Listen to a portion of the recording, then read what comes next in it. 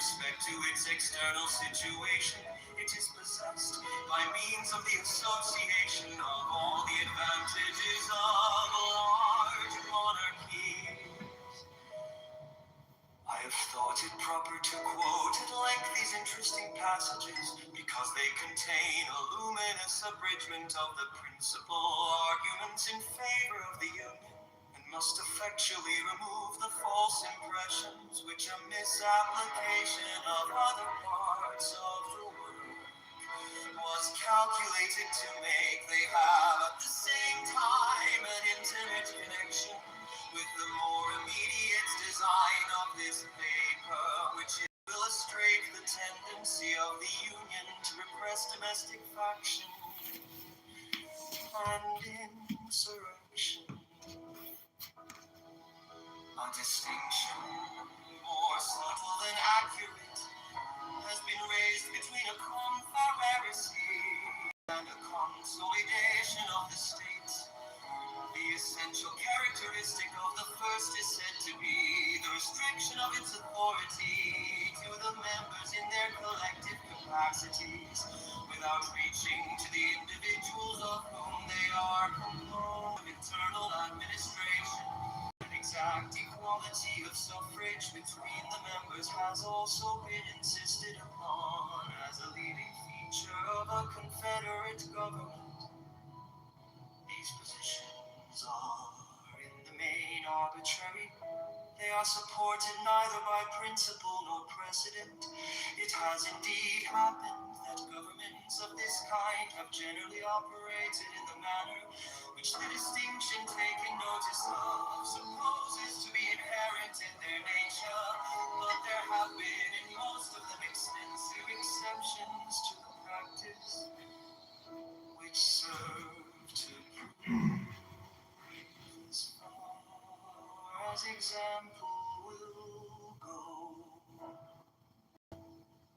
that there is no absolute rule on the subject, and it will be clearly shown in the course of this investigation that as far as the principle contended for has prevailed, it has been the cause of incurable disorder and imbecility in the government.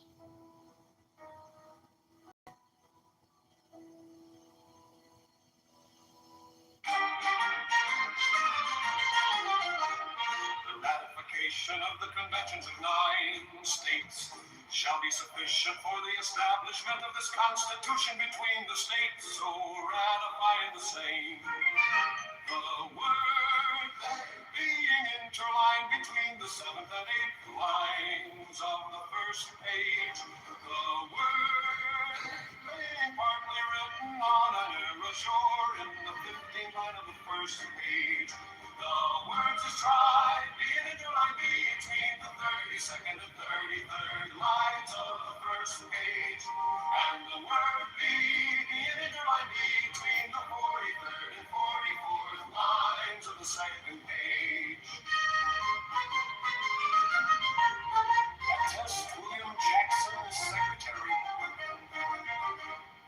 Done in convention by the unanimous consent of the states. Present the 17th day of September in the year of our Lord 1787, and of the independence of the United States of America. The 12th in witness whereof we have here to subscribe our names.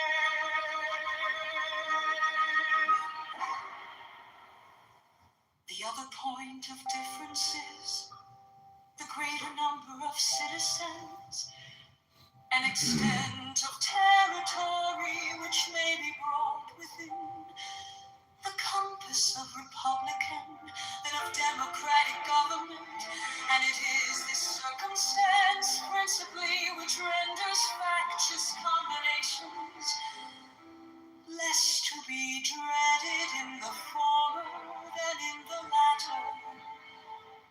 The smaller the society, the fewer probably will be the distinct parties and interest composing it, the fewer the distinct parties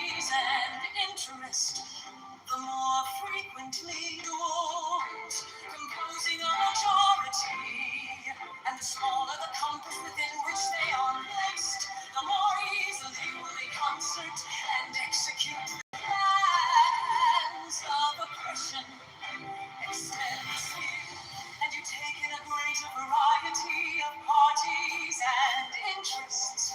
You make it less probable that a majority of the whole will have a common motive to invade the rights of other citizens. Or if such a common motive exists, it will be more difficult for all who feel it to discover their own strength and to act in unison with each other. Besides other impediments, it may be remarked that where there is a consciousness of unjust or dishonorable purposes, communication is always checked by distrust in proportion to the number whose concurrence is necessary. Hence, it clearly appears that the same advantage which a republic has over a democracy in controlling the effects of faction is enjoyed by a large over a small republic, is enjoyed by the Union over the states composing it. Does the advantage consist in the substitution of representatives whose enlightened views and virtuous sentiments render them superior to local prejudices and schemes of injustice? It will not be denied that the representation of the Union will be most likely to possess these requisite endowments. Does it consist in the greater security afforded by a greater variety of parties against the event of any one party being able to outnumber and oppress the rest in an equal degree? Does the increased variety of parties comprised within the Union increase this security? Does it, in fine, consist in the greater obstacles opposed to the concert and accomplishment of the secret wishes of an unjust and interested majority? Here, again, the extent of the Union gives it the most palpable advantage.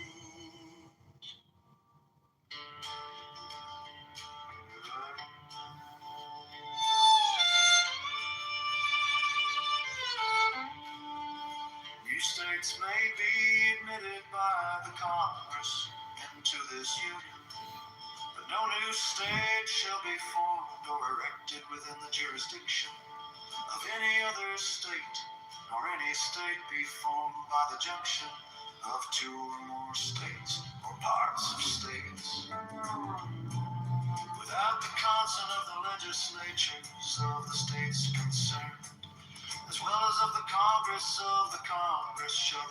shall have power to dispose of and make all needful rules and regulations respecting the territory or other property belonging to the United States. And nothing in this Constitution shall be so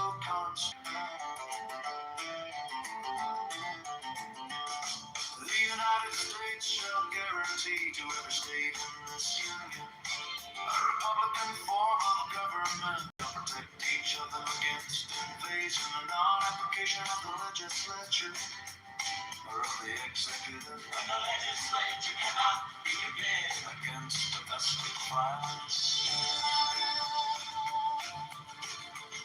The Congress, whenever 2/3 of both houses shall deem it necessary, shall propose amendments to this Constitution or on the application of the legislatures of 2/3 of the several states shall call a convention for proposing amendments, which in either case shall be valid to all intents and purposes. As part of this Constitution, when ratified by the legislatures of 3/4 of the several states or by conventions in 3/4 thereof, as the one or the other mode of ratification may be proposed, Congress, provided that no amendment which may be made prior to the year 1808 shall in any manner affect the first and fourth clauses in the ninth section of the first article, and that no state without its consent shall be deprived of its equal. All debts contracted and engagements entered into before the adoption of this Constitution shall be as valid against the United States.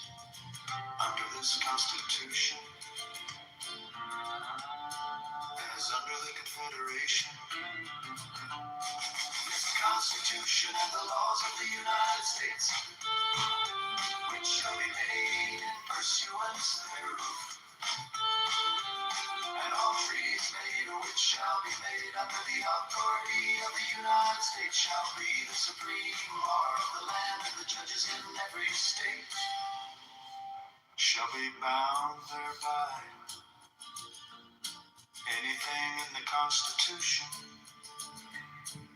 or laws of any state to the contrary notwithstanding, the senators and representatives before mentioned, and the members of the several state legislatures, and all executive and judicial officers, both of the United States and of the several states, shall be bound by oath or affirmation to support this Constitution, but no religious test shall ever be required as a qualification to any office or public trust.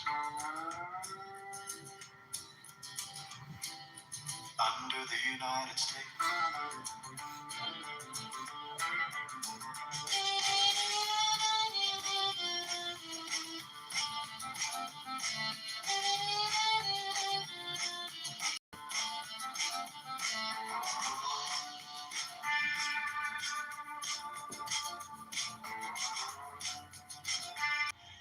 We'll be able to adjust these clashing interests and render them all subservient to the public good.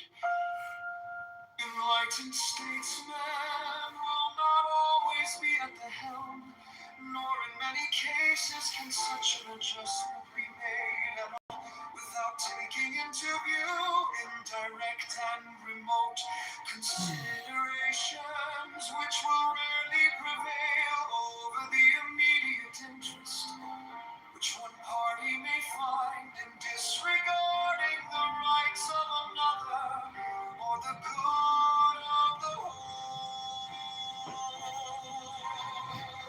The inference to which we are brought is that the causes of faction cannot be removed, and that relief is only to be sought in the means of controlling its act. If a faction consists of less than a majority, relief is supplied by the Republican principle, which enables the majority to defeat its sinister views by regular vote. It may clog the administration, it may convulse the society, but it will be unable to execute and mask its violence under the forms of the Constitution. When a majority is included in a faction, the form of popular government, on the other hand, enables it to sacrifice to its ruling passion or interest both the public good and the rights of other citizens. To secure the public good and private rights against the danger of such a faction, and at the same time to preserve the spirit and the form of popular government, is then the great object to which our inquiries are directed. Let me add that it is the great desideratum by which this form of government can be rescued from the opprobrium under which it has so long labored, and be recommended to the esteem and adoption of mankind.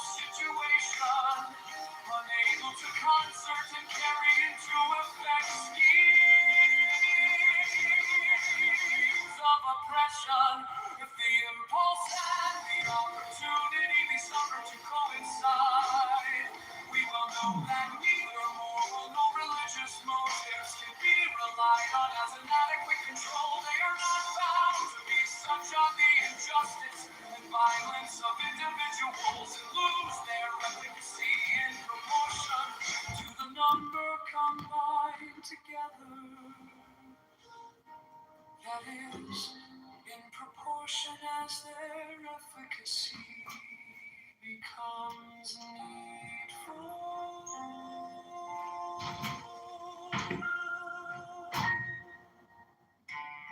From the New York Packet, Friday, November 23.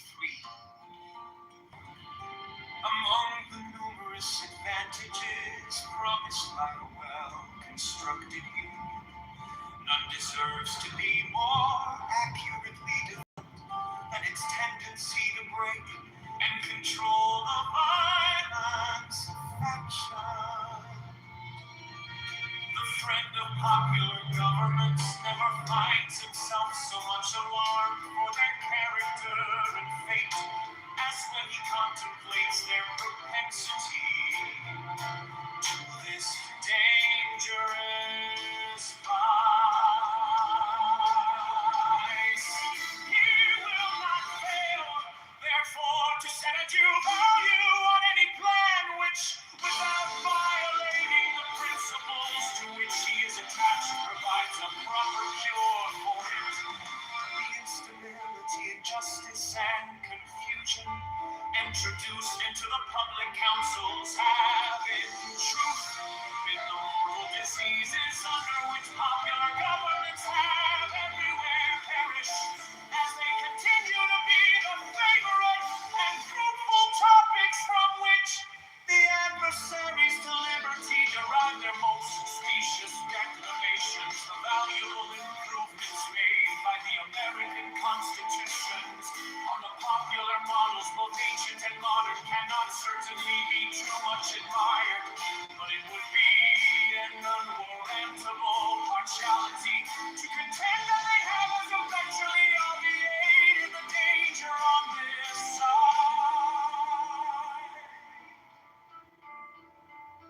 As was wished and expected, complaints are everywhere heard from our most considerate and virtuous citizens, equally the friends of public and private faith and of public and personal liberty, that our governments are too unstable, that the public good is disregarded in the conflicts of rival parties, and that measures are too often decided not according to the rules of justice and the rights of the minor party, but by the superior force of an interested and overbearing majority. However anxiously we may wish that these complaints had no foundation, the evidence of known facts will not permit us to deny that they are in some degree true. It will be found indeed on a candid review of our situation that some of the distresses under which we labor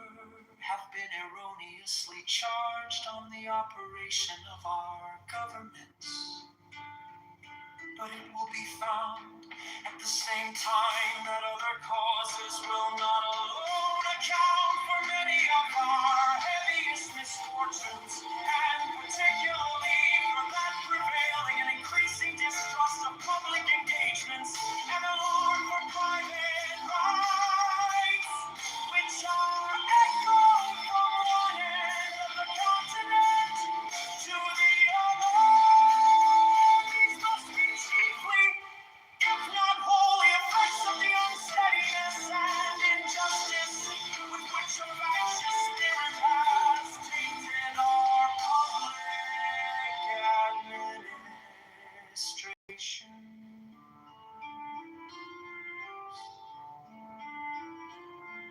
By a faction, I understand a number of citizens, whether amounting to a majority or a minority of the whole, who are united and actuated by some common impulse of passion or of interest adverse to the rights of other citizens, or to the permanent and aggregate interests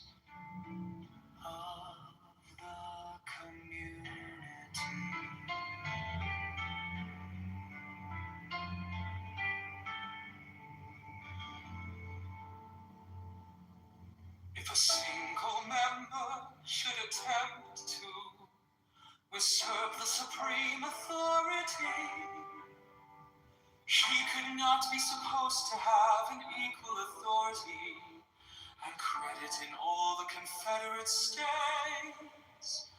Were he to have too great influence over one, this would alarm the rest.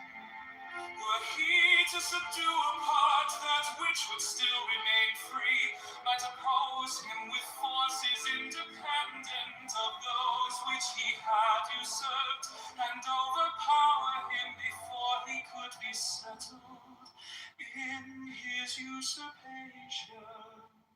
Should a popular insurrection happen in one of the Confederate states, the others are able to quell it. Should abuses creep into one part, they are reformed by those that remain sound. The state may be destroyed on one side and not on the other. The Confederacy may be dissolved, and the Confederates preserve their sovereignty.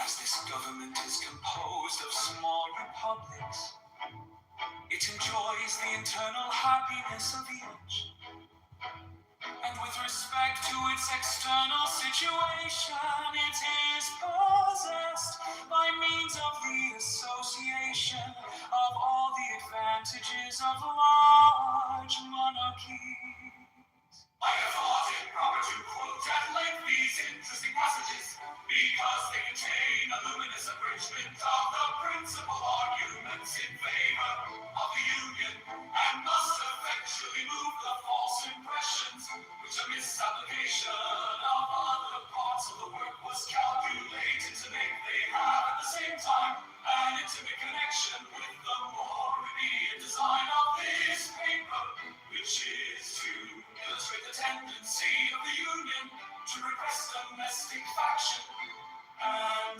insurrection. A distinction more subtle than accurate has been raised between a confederacy and a consolidation of the states. The essential characteristic of the first is said to be the restriction of its authority to the members in their collective capacities, without reaching to the individuals of whom they are composed.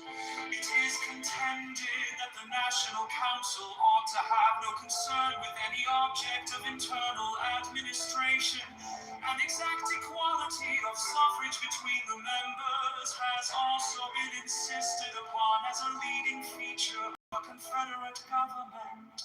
These positions are, in the main, arbitrary. This kind have generally operated in the manner which the distinction taken notice of supposes to be inherent in their nature, but there have been in most of them extensive exceptions to the practice, which serve to prove, as far as example will go, that there is no absolute rule on the subject, and it will be clearly shown in the course of this investigation that as far as the principle contended for has prevailed, it has been the cause of incurable disorder and imbecility in the government. Referring the examination of the principle itself to another place, as has been already mentioned, it will be sufficient to remark here that, in the sense of the author who has been most emphatically quoted upon the occasion, it would only dictate a reduction of the size of the more considerable members of the Union, but would not militate against their being all comprehend in one confederate government. And this is the true question in the discussion of which we are at present interested. So far are the suggestions of Montesquieu from standing in opposition to a general doom of the states, that he explicitly treats of our Confederate Republic as the expedient for extending the sphere of popular government and reconciling the advantages of monarchy with those of republicanism. It is very probable, says he, that mankind would have been obliged at length to live constantly under the government of a single person, had they not contrived a kind of constitution that has all the internal advantages of a republican, together with the external force of a monarchical government. I mean a confederate republic. This form of government is a convention by which several smaller states agree to become members of a larger one which they intend to form. It is a kind of assemblage of societies that constitute a new one capable of increasing by means of new associations till they arrive to such a degree of power as to be able to provide for the security of the united body. A republic of this kind, able to withstand an external force, may support itself without any internal corruptions. The form of this society prevents all manner of inconveniences.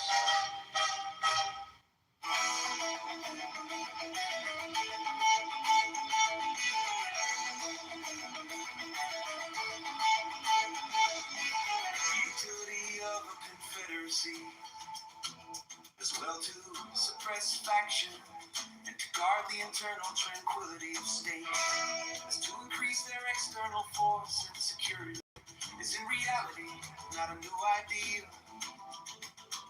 It has been practiced upon in different countries and ages, and has received the sanction of the most approved writers on the subject of politics. The opponents of the plan proposed have, with great assiduity, cited and circulated the observations of Montesquieu on the necessity of a contracted territory for a republican government.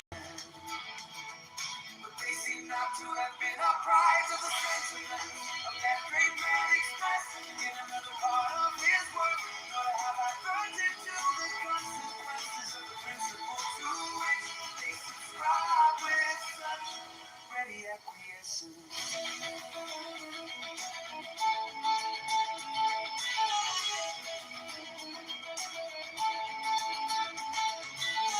Montesquieu recommends a small extent for republics.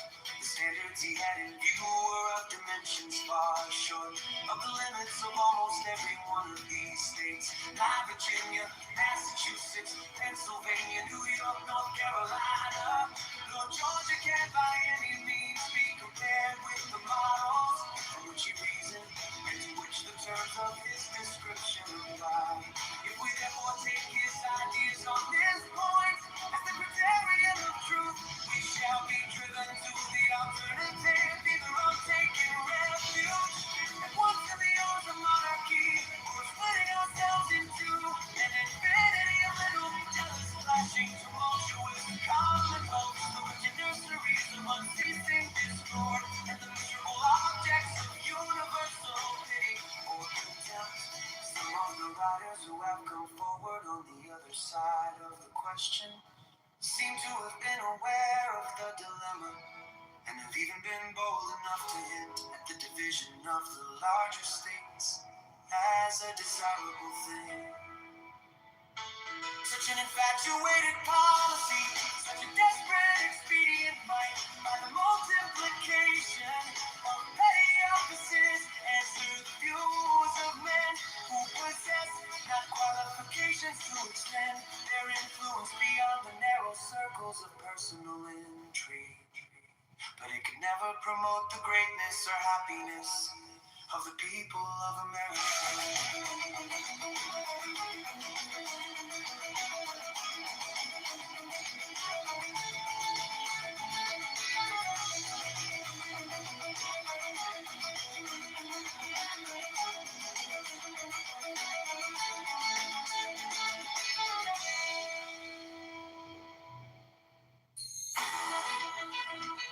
The utility of a confederacy, as well to suppress faction and to guard the internal tranquility of states, as to increase their external force and security, is in reality not a new idea. It has been practiced upon in different countries and ages, and has received the sanction of the most approved writers on the subject of politics. The opponents of the plan proposed have, with great assiduity, cited and circulated observations of Montesquieu on the necessity of a contracted territory for a republican government, but they seem not to have been apprised of the sentiments of that great man expressed in another part of his work, nor have adverted to the consequences of the principle to which they subscribe with such ready acquiescence. When Montesquieu recommends a small extent for republics, the standards he had in view were of dimensions far short of the limits of almost every one of these states. Not Virginia, Massachusetts, Pennsylvania, New York, North Carolina, nor Georgia can by any means be compared with the models from which he reasoned, and to which the terms of his description apply. If we therefore take his ideas on this point as the criterion of truth, we shall be driven to the alternative either of taking refuge at once in the arms of monarchy, or of splitting ourselves into an infinity of jealous, clashing, tumultuous commonwealths, the wretched nurseries of unceasing discord, and the miserable objects of universal pity or contempt. Some of the writers who have come forward on the other side of the question seem to have been aware of the dilemma, and have even been bold enough to hint at the division of the larger states as a desirable thing. Such an infatuated policy, such a desperate expedient might, by the multiplication of petty offices, answer the views of men who possess not qualifications to extend their influence beyond the narrow circles of personal intrigue. But it could never promote the greatness or happiness of the people of America.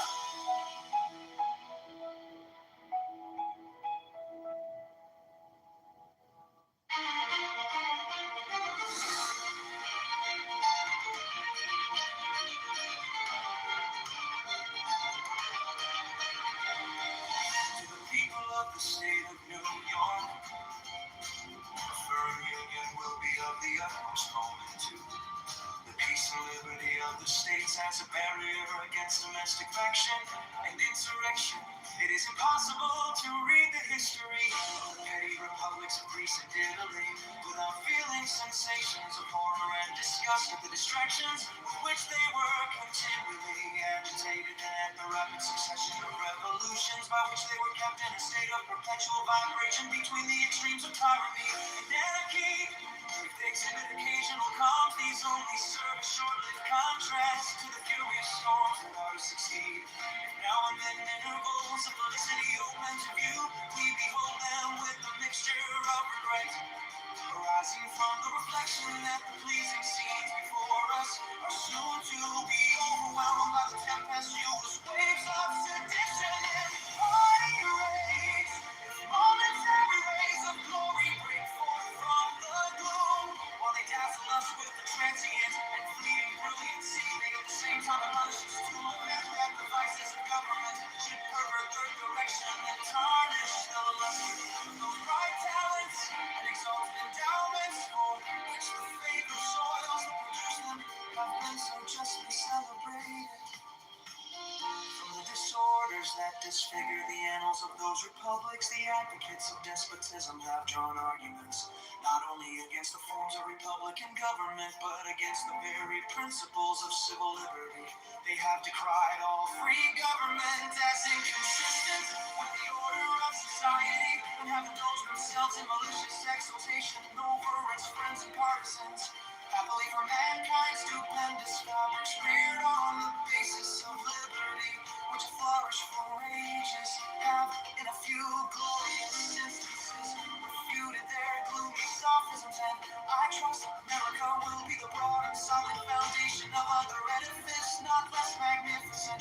will be equally permanent monuments of their errors. But it is not to be denied that the portraits they have sketched of Republican government were two just copies of the originals from which they were taken. If it had been found impractical to have devised models of a more perfect structure, the enlightened friends to liberty would have been obliged to abandon the cause of that species of government as indefensible. The science of politics, however, like most other sciences, has received great improvement. The efficacy of various principles is now well understood, which were either not known at all or imperfectly known to the ancients. The regular distribution of power into distinct departments, the introduction of this catalog of circumstances that tend to the amelioration of popular systems of civil government. I shall venture, however novel it may appear to some, to add one more on a principle which has been made the foundation of an objection to the new Constitution. I mean, the enlargement of the orbit within which such systems are to revolve, either in respect to the dimensions of a single state or to the consolidation of several smaller states into one great confederacy. The latter is that which immediately concerns the object under consideration. It will, however, be of use to examine the principle in its application to a single state which shall be attended to in another place.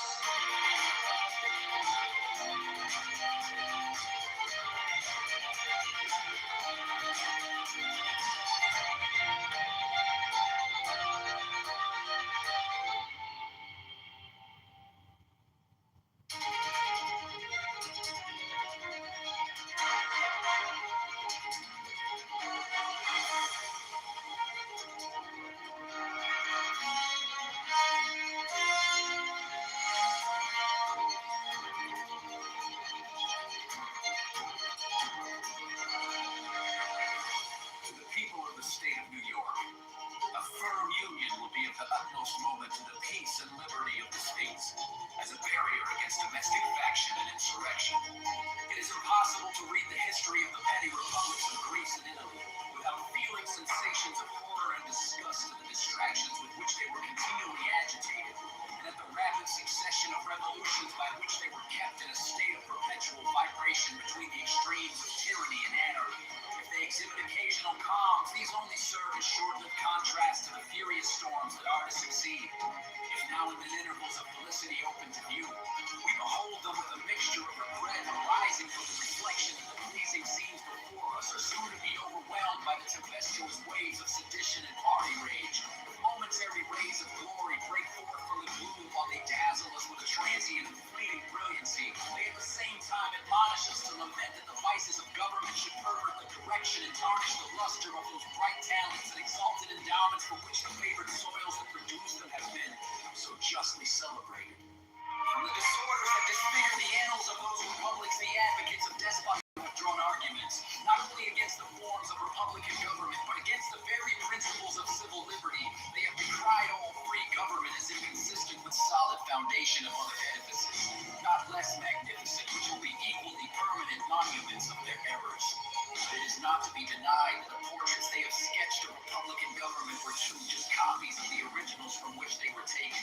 If it had been found impractical to have devised models of perfect structure, the enlightened friends to liberty would have been obliged to abandon the cause of the species of government as indefensible. The science of politics, however, like most other sciences, has received great improvement. The efficacy of various principles is now well understood, which were either not known at all or imperfectly known to the ancients. The regular distribution of power into distinct departments, the introduction of legislative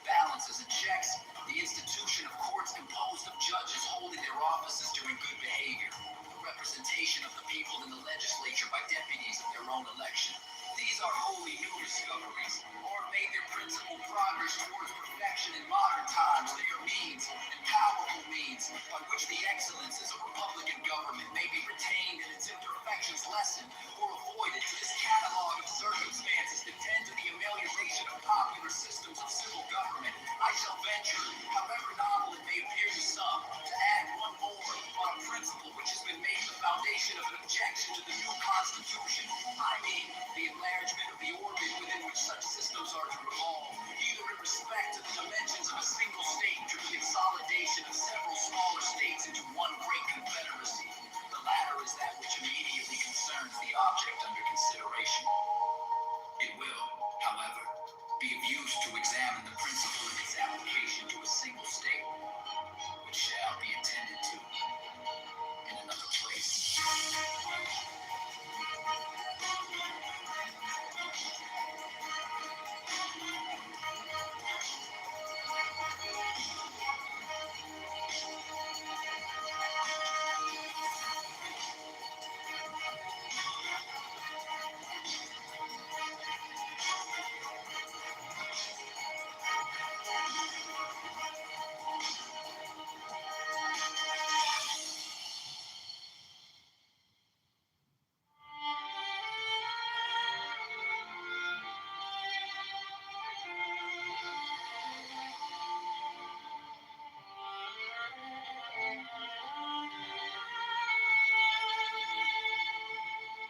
If we are wise enough to preserve the union we made for ages, enjoy an advantage similar to that of an insulated situation. Europe is at a great distance from us. Her colonies in our vicinity will be likely to continue too much disproportion in strength to be able to give us any dangerous annoyance.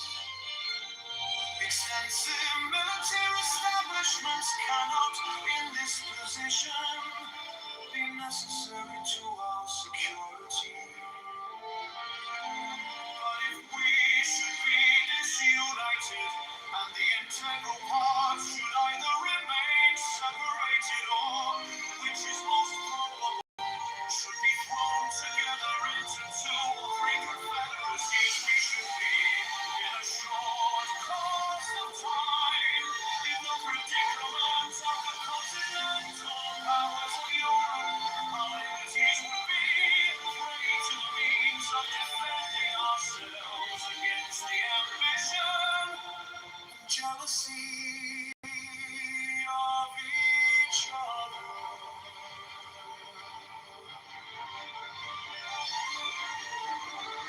This is an idea not superficial or futile, but solid and weighty. It deserves the most serious and mature consideration of every prudent and honest man of whatever party. If such men will make a firm and solemn pause, and meditate dispassionately on the importance of this interesting idea. If they will contemplate it in all its attitudes and trace it to all its consequences, they will not hesitate to part with trivial objections to the Constitution, the rejection of which would in all probability put a final period to the Union. The airy phantoms that flit before the distempered imaginations of some of its adversaries would quickly give place to the more substantial forms of dangers, real, certain, and formidable.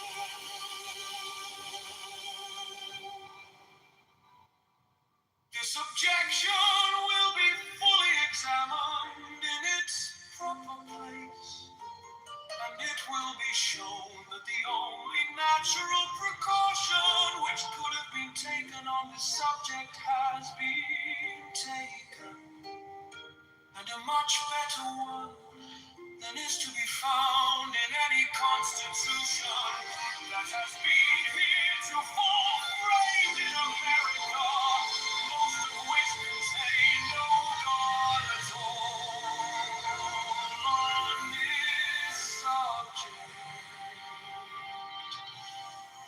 to text.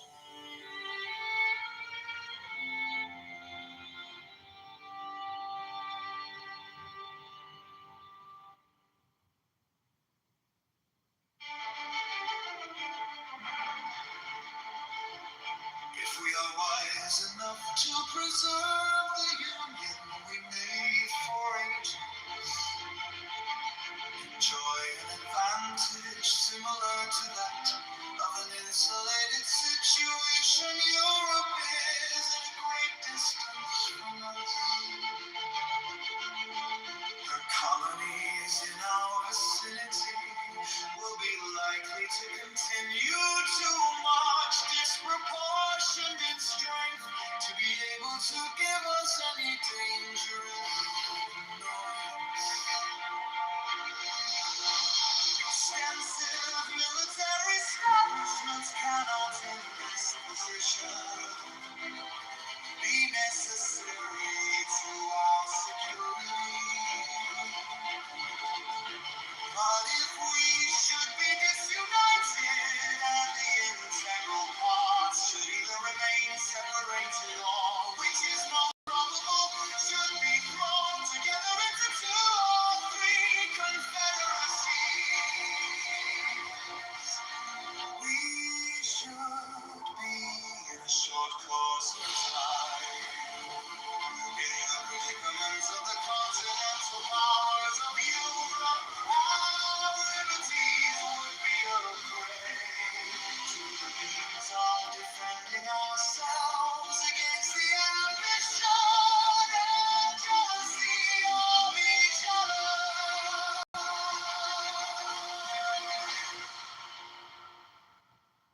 This is an idea not superficial or futile, but solid and weighty.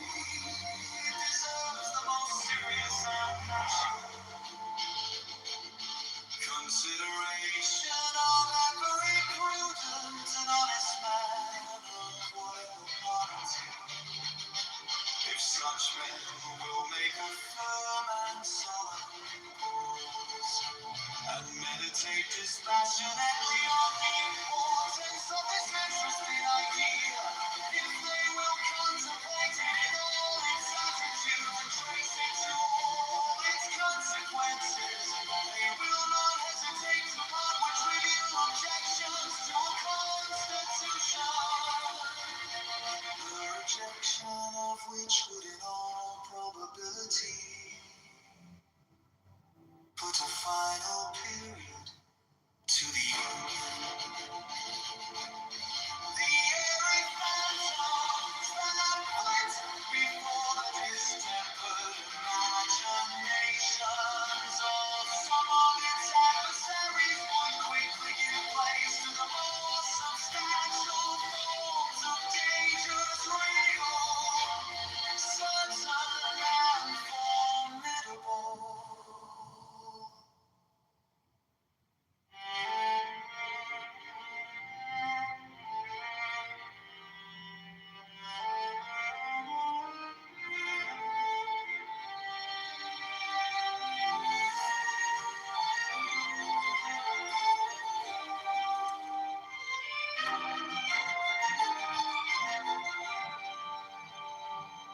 There is a wide difference, also, between military establishments in a country seldom exposed by its situation to internal invasions, and in one which is often subject to them, and always apprehensive of them.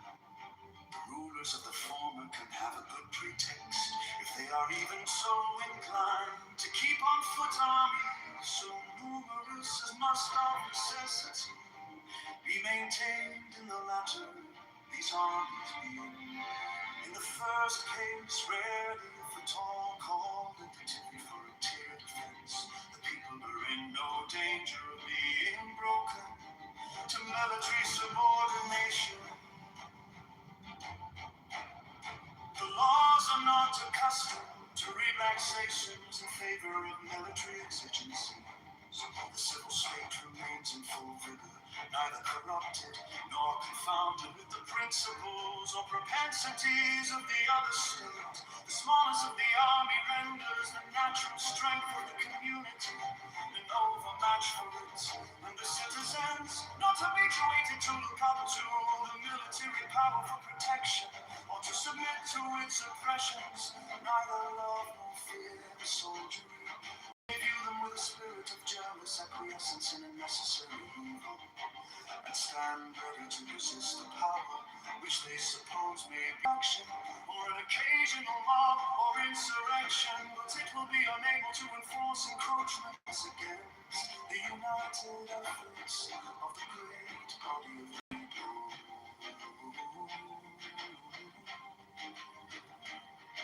In a country in the predicament lost to describe, the contrary of all this happens. The perpetual menacings of danger oblige the government to be always prepared to repel it. Its armies must be numerous enough for instant defense. The continual necessity for their services enhances the importance of the soldier and proportionately degrades the condition of the citizen. The military state becomes elevated above the civil. The inhabitants of territories, often the theater of war, are unavoidably subjected to frequent infringements on their rights, which serve to weaken their sense of those rights. By degrees, the people are brought to consider the soldiery not only as their protectors, but as their superiors. The transition from this disposition to that of considering them masters is neither remote nor difficult. But it is very difficult to prevail upon a people under such impressions, to make a bold or effectual resistance to usurpations supported by the military power.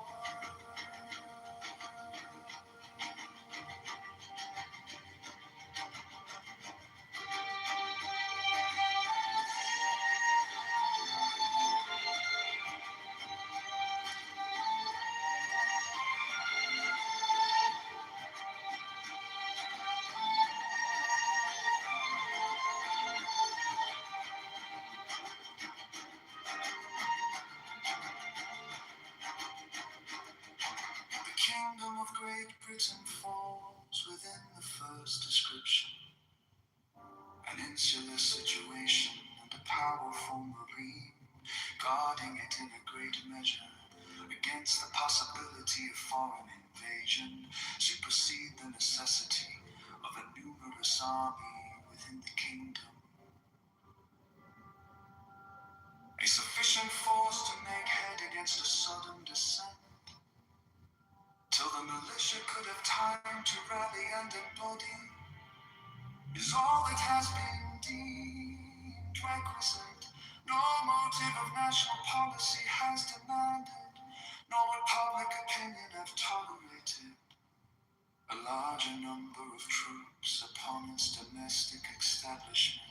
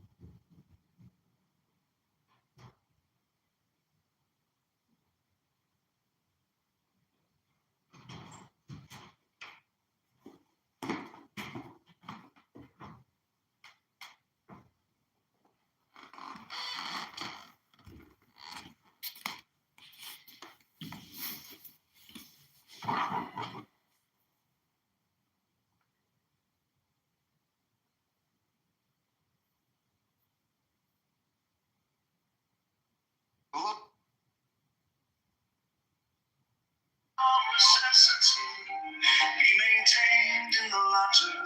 These arms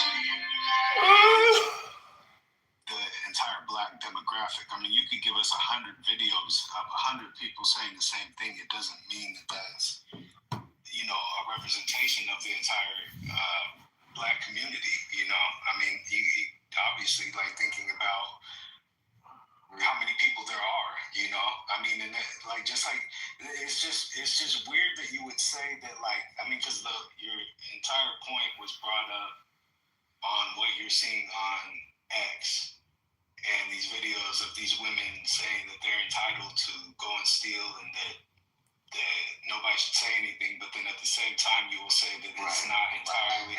But you'll say at the same time that you're aware that it's not just a black issue. It's everybody that does this type of shit. So if you can recognize that then why would you even buy into that thought process? That obviously, like, we all know there are people that will do or say anything to justify their own bad behavior. That's a given. And a lot of the time, I mean, I'm not even going to get to the root cause of that, but I mean, that. Like, I would assume that you're bright enough to understand that. I do. So to expect that to be an adopted mentality, the entire populace it's ridiculous, and to allow that to be how you people, like, it's just a poor way of, like, moving throughout this world. Like, you're always going to run it. Like, I'm not going to go and say, like, and I'm not trying to throw out, like, white tropes or anything, like racist tropes. Like, I'm not, but I mean, just to be, in the same lane as what you're suggesting, I'm not going to go out and say, like, oh, I have lost all faith in white men because they're pushing this narrative that it's okay to sleep with minors. Yeah, Drew. Ricky, stop for a second, please. I'm sorry. Drew, I don't know. Maybe I missed something. I'm saying quite some time. I will.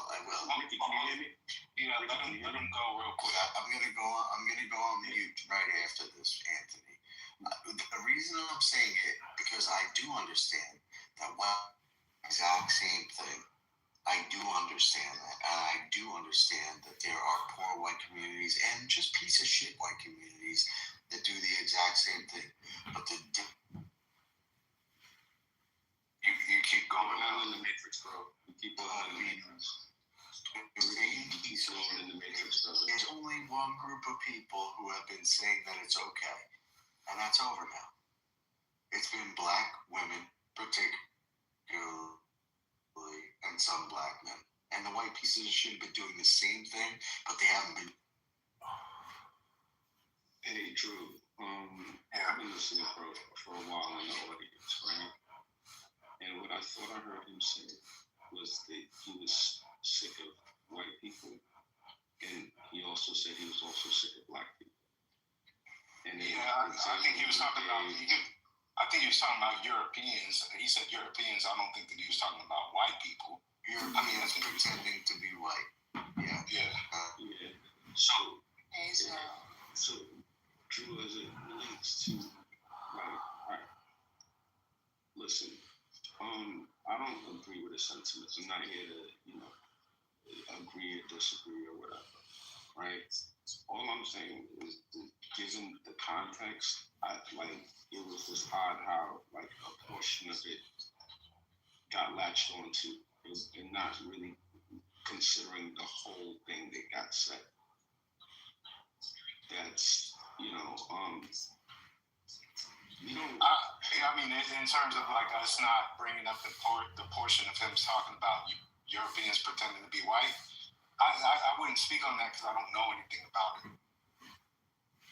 And the only example he gave was black women stealing in the stores. He didn't give us any type of context as to, maybe that's based off of the question that we asked, but we didn't dissect the entire statement. No, I hear what you're saying, right? But in terms of it would seem to me like his algorithm is feeding him a certain set of videos, and that might be a reflection of what the algorithm thinks he wants to see, like, whatever. But it's hard to have difficult conversations, and it's a small enough stage that, and when we come into these spaces and we start talking, the so-called black community gets defined by white people by the lowest common denominator. Black people that's doing the worst oftentimes are the talking point. What about the poor black people? What about the black people that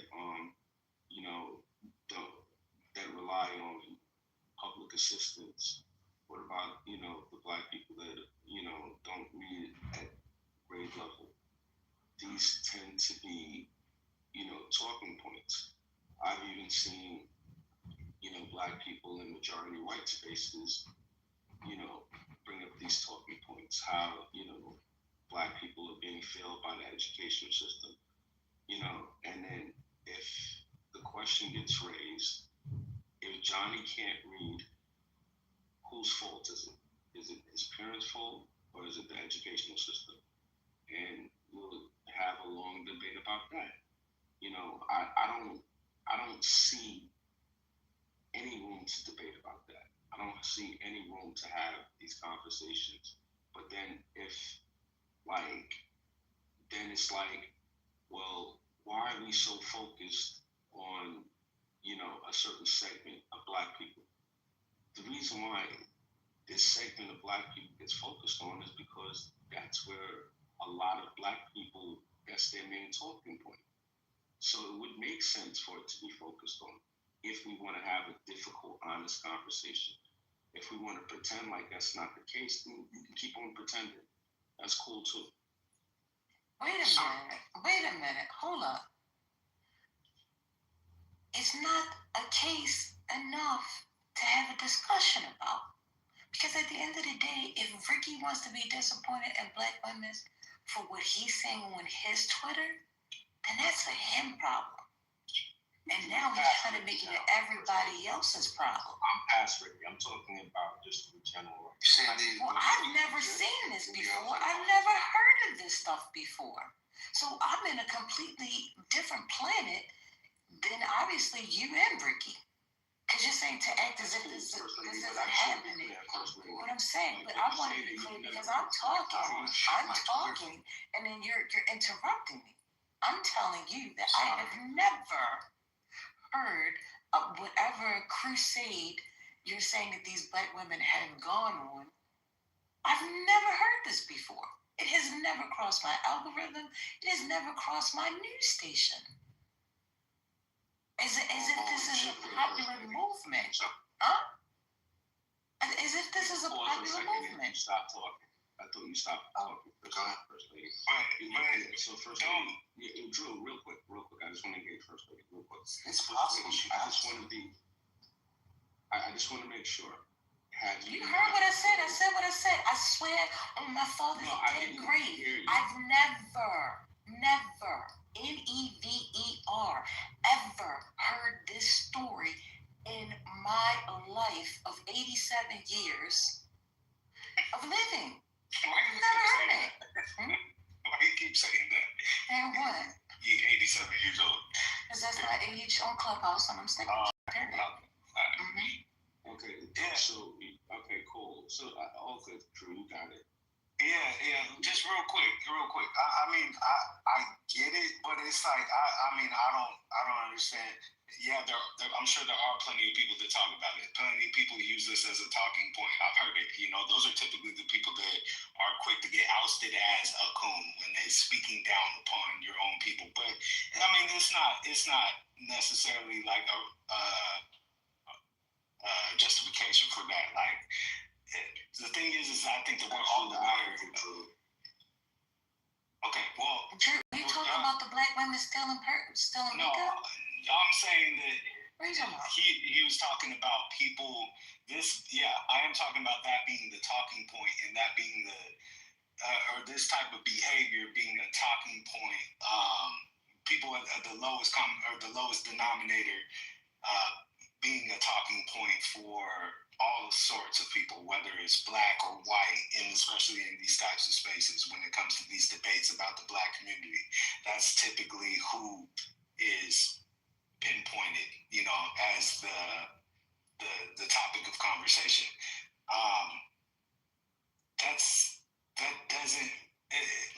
It's real. Like, there are representations of every sort of person out there like that, but that would be the same as me. Like, I can understand like how a logical person would say, like, okay, I see a pattern, now I'm going to adopt that pattern as a reflection of the whole.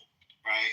But like that'd be like me going out and saying like I see a pattern of. You're off mic. I don't know. That was a troll. But that's like what I got him. Don't worry. Yeah, that's like me saying that there's a pattern of white men shooting up schools, or there's a pattern of white men touching kids. I might be missing the point. Drew, so the other day, right, we were having a conversation about the woman walking her kids home in Chicago that got attacked by the students. All right? Now, I want to be clear about this, Drew. Anthony Edwards does not look at this as a racial incident. I don't see what race has to do with that situation. All right? Now, there's one of the most pro-black people on the app. He's what I would call a blackity black. He said that he went to her social media, Facebook in particular, and that, he saw some disturbing things as a parent, like her throwing gang signs and this and that. Yeah, I remember that. And then, so it became a narrative that he was being anti-black. He didn't mention race. He just talked about the things that he observed. This is when we start to eat our own. This is when anything that gets said, anything critical, is considered to be anti-black. We can't even have conversations about stuff because the quick assertion is going to be, you are anti-black. This is, but and this like just basic stuff. We can't even say like, the behavior of those kids or anything. Why is that a racial issue? The victim was black and the perpetrators were black. Why is this a racial issue? Yeah, I mean, I don't know. I can understand. I can understand that. Like, and I mean, I don't think that we should operate that way, where we cannot have any type of like criticism for bad behavior, regardless of what the skin color is of the person. I mean, I was just in here like 10 minutes ago speaking about the culture, what I would consider black culture, the types of shows that we entertain or that we use as entertainment, the types of channels that are popular on Instagram, the type of music that is, pushed to the top of the food chain. I mean, I get that.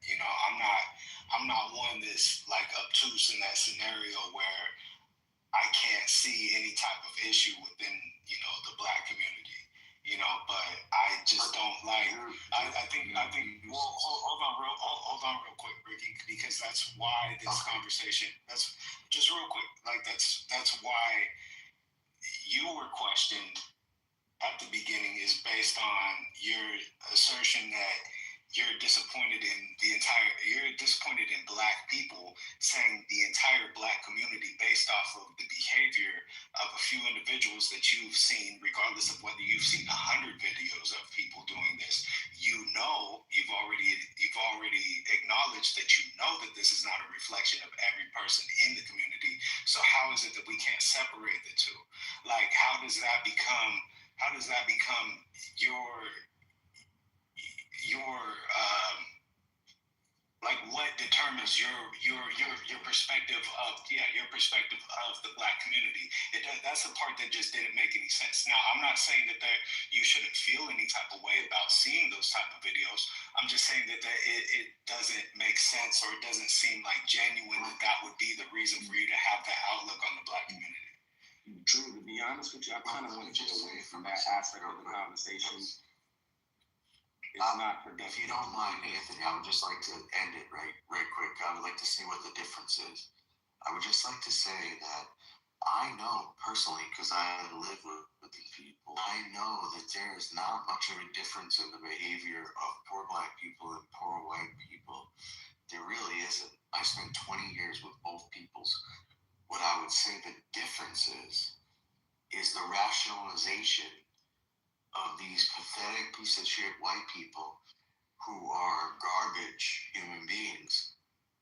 They don't well, I won't say they don't, because they do rationalize whatever shit they do because they're pieces of shit. But what hurts me and what says makes me lose faith that when I watch these videos, it's not what anybody is doing, rationalizing it as, yeah, of course, I'm doing this shit because this and that reason. That I don't come with the I don't have a problem with the behavior as putting it towards any group of people. It's that one particular group of people rationalize the justification. That's it. And yeah.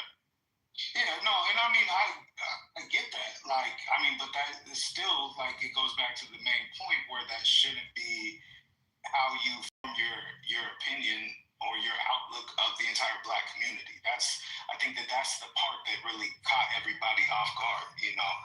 Like, to point the videos out, and to point the videos out and say, like, you know, this shit is, like, ridiculous, like, you know, like, I think everybody on stage or in the audience would agree. Like, yeah, that's some bullshit. Like, nobody should be out here saying bringing up any type of justification for that type of behavior. But it's just that's where. I ask you a question about what you're saying right now. I want you to continue the same thing. But here's my direct question to what you're saying right now, Drew. My direct question is this. If you have a group of people, right, and they say, listen, the reason I do what I do is because of 400 years of slavery, the oppression that my people face today in this country, redlining, systemic racism, white supremacy is why I do what I do. Right? How do you have a conversation about someone making that assertion? What does that conversation look like? I mean, it kind of depends on the context. Like, it kind of depends on what they're trying to rationalize in terms of the behavior. Like, now, if it's this exactly, if it's this instance, if it's this instance, then yeah, like, you're talking out of your ass. You're just looking for it's a cop out. Like, you're looking for a way to justify your bad behavior. Like, there's no going around that. Like, that does not, like, an eye for an eye. Is race inherently a part of that discussion? That's the question. Inherently talking about race in that context that I just gave you. Yeah, in that sense, yeah. Like, I mean, I don't think that white people, unless you're talking about, I mean, potentially, I mean, there are small sects of white people that have faced some sort of prosecution, you know, not to the extent that the black community has in the history of America, but, you know, I mean, somebody could point to some sort of oppression as a justification for, you know, them operating the same way. I mean, I think the mafia could have, you know, if we go back 100 years, you know, maybe the mafia was going off with that talking point, you know, and who knows? I wasn't around at that point in time, you know. But I mean, to say that that's your justification for having bad behavior, it's like anybody with a sound mind is aware that that's not a justification. Like, I think we've all been raised with the idea that an eye for an eye turns us all blind. So, you know, causing more destruction and chaos and shit doesn't, it's not going to help anything. So, if y'all son asks you guys to fuck him, you gonna fuck your son? Omar, are you awake, brother? Yeah, I'm here. Yeah, we need you. Omar, can you take care of that? Yes, sir. Nigga, fuck y'all. Yeah, thank you. No worries. No, I got him. Thank you very much. Actually, no. I got him before you did. No, I did not get him before, because when Anthony was calling your name, my finger was already on the trigger. So because it said block, and I said block him. Okay, well, you may have blocked him because I didn't block him, but I removed him. This was wrong with the community. Everybody always trying to take credit for the good deeds. Like, damn, come on. Look, we made a good team right now. We both have we both double teamed them. All right, there we go. I was like that. No, you had the other one on your own. I had this one on my own. Women always want to. The one thing I will say, Omari, that I appreciate is you asking Zoe to speak. Have you heard Zoe speak? I haven't heard Zoe speak. But y'all go ahead, Drew. Zoe don't speak because he be white. He says, Yeah. Y'all are hilarious. Go ahead, Drew. Get back to the. I think I pretty much I said it, but like I mean, it's not the point is not to drag out the conversation. It was really just to address that one point. You know that at the end of the day, like where anybody that's like, if you consider yourself somewhat, if you consider yourself intelligent, like you wouldn't adopt those type. And I'm not Ricky. I'm not saying this as to take a jab at you or anything. Like I'm just saying, like you're smart enough to know that, like even just how that statement, could be interpreted. And my point is that it's inherently about race. Like if you are a green person and you're addressing someone justifying their behavior because of systemic racism, 400 years of slavery, it's a racial conversation. This is what the conversation is about. Like, how do we avoid talking about race? I get that, but at the same, like, given the sense that these people are using this as a justification for their behavior. So Drew, just once again though, like that's still not a reflection. Like you wouldn't go out and say that. I wouldn't go out and say. Here's the problem, Drew. There's a problem. There's an 800-pound gorilla that's not getting addressed, right? On Clubhouse, right? We use shorthand if we talk about the Black community. Obviously, we're just talking about a segment of the Black community. Nothing. Black people are not a monolith. We're not the board. We don't all think alike. So if I were to say,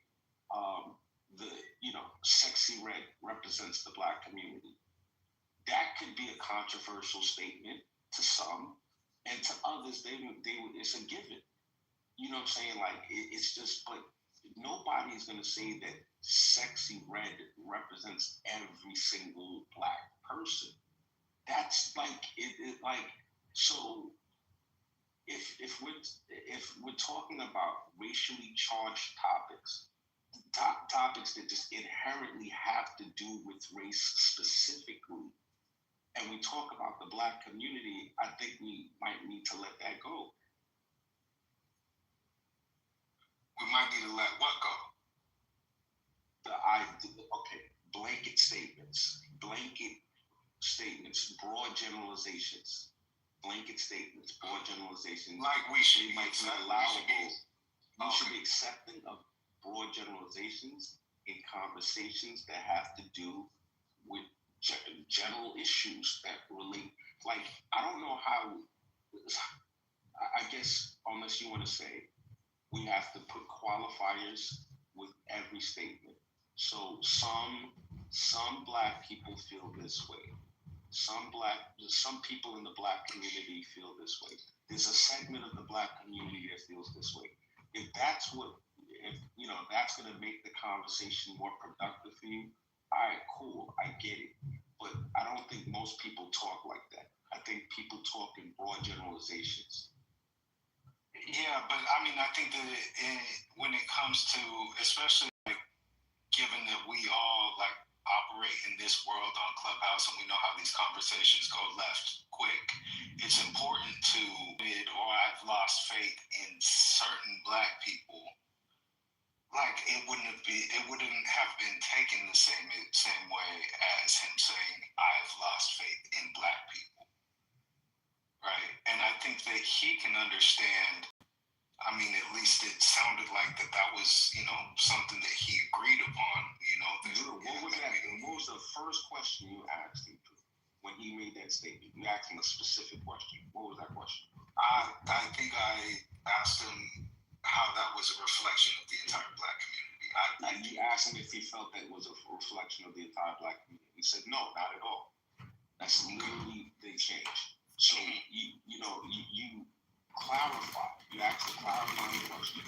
He said that that's not the way he felt. But, when the conversation became like, or then I was trying to understand, like, what is this narrative that you're talking about, and like even First Lady said it, like she's not aware of this narrative, right? I'm not aware of this narrative. You might be, I'm not sure, right?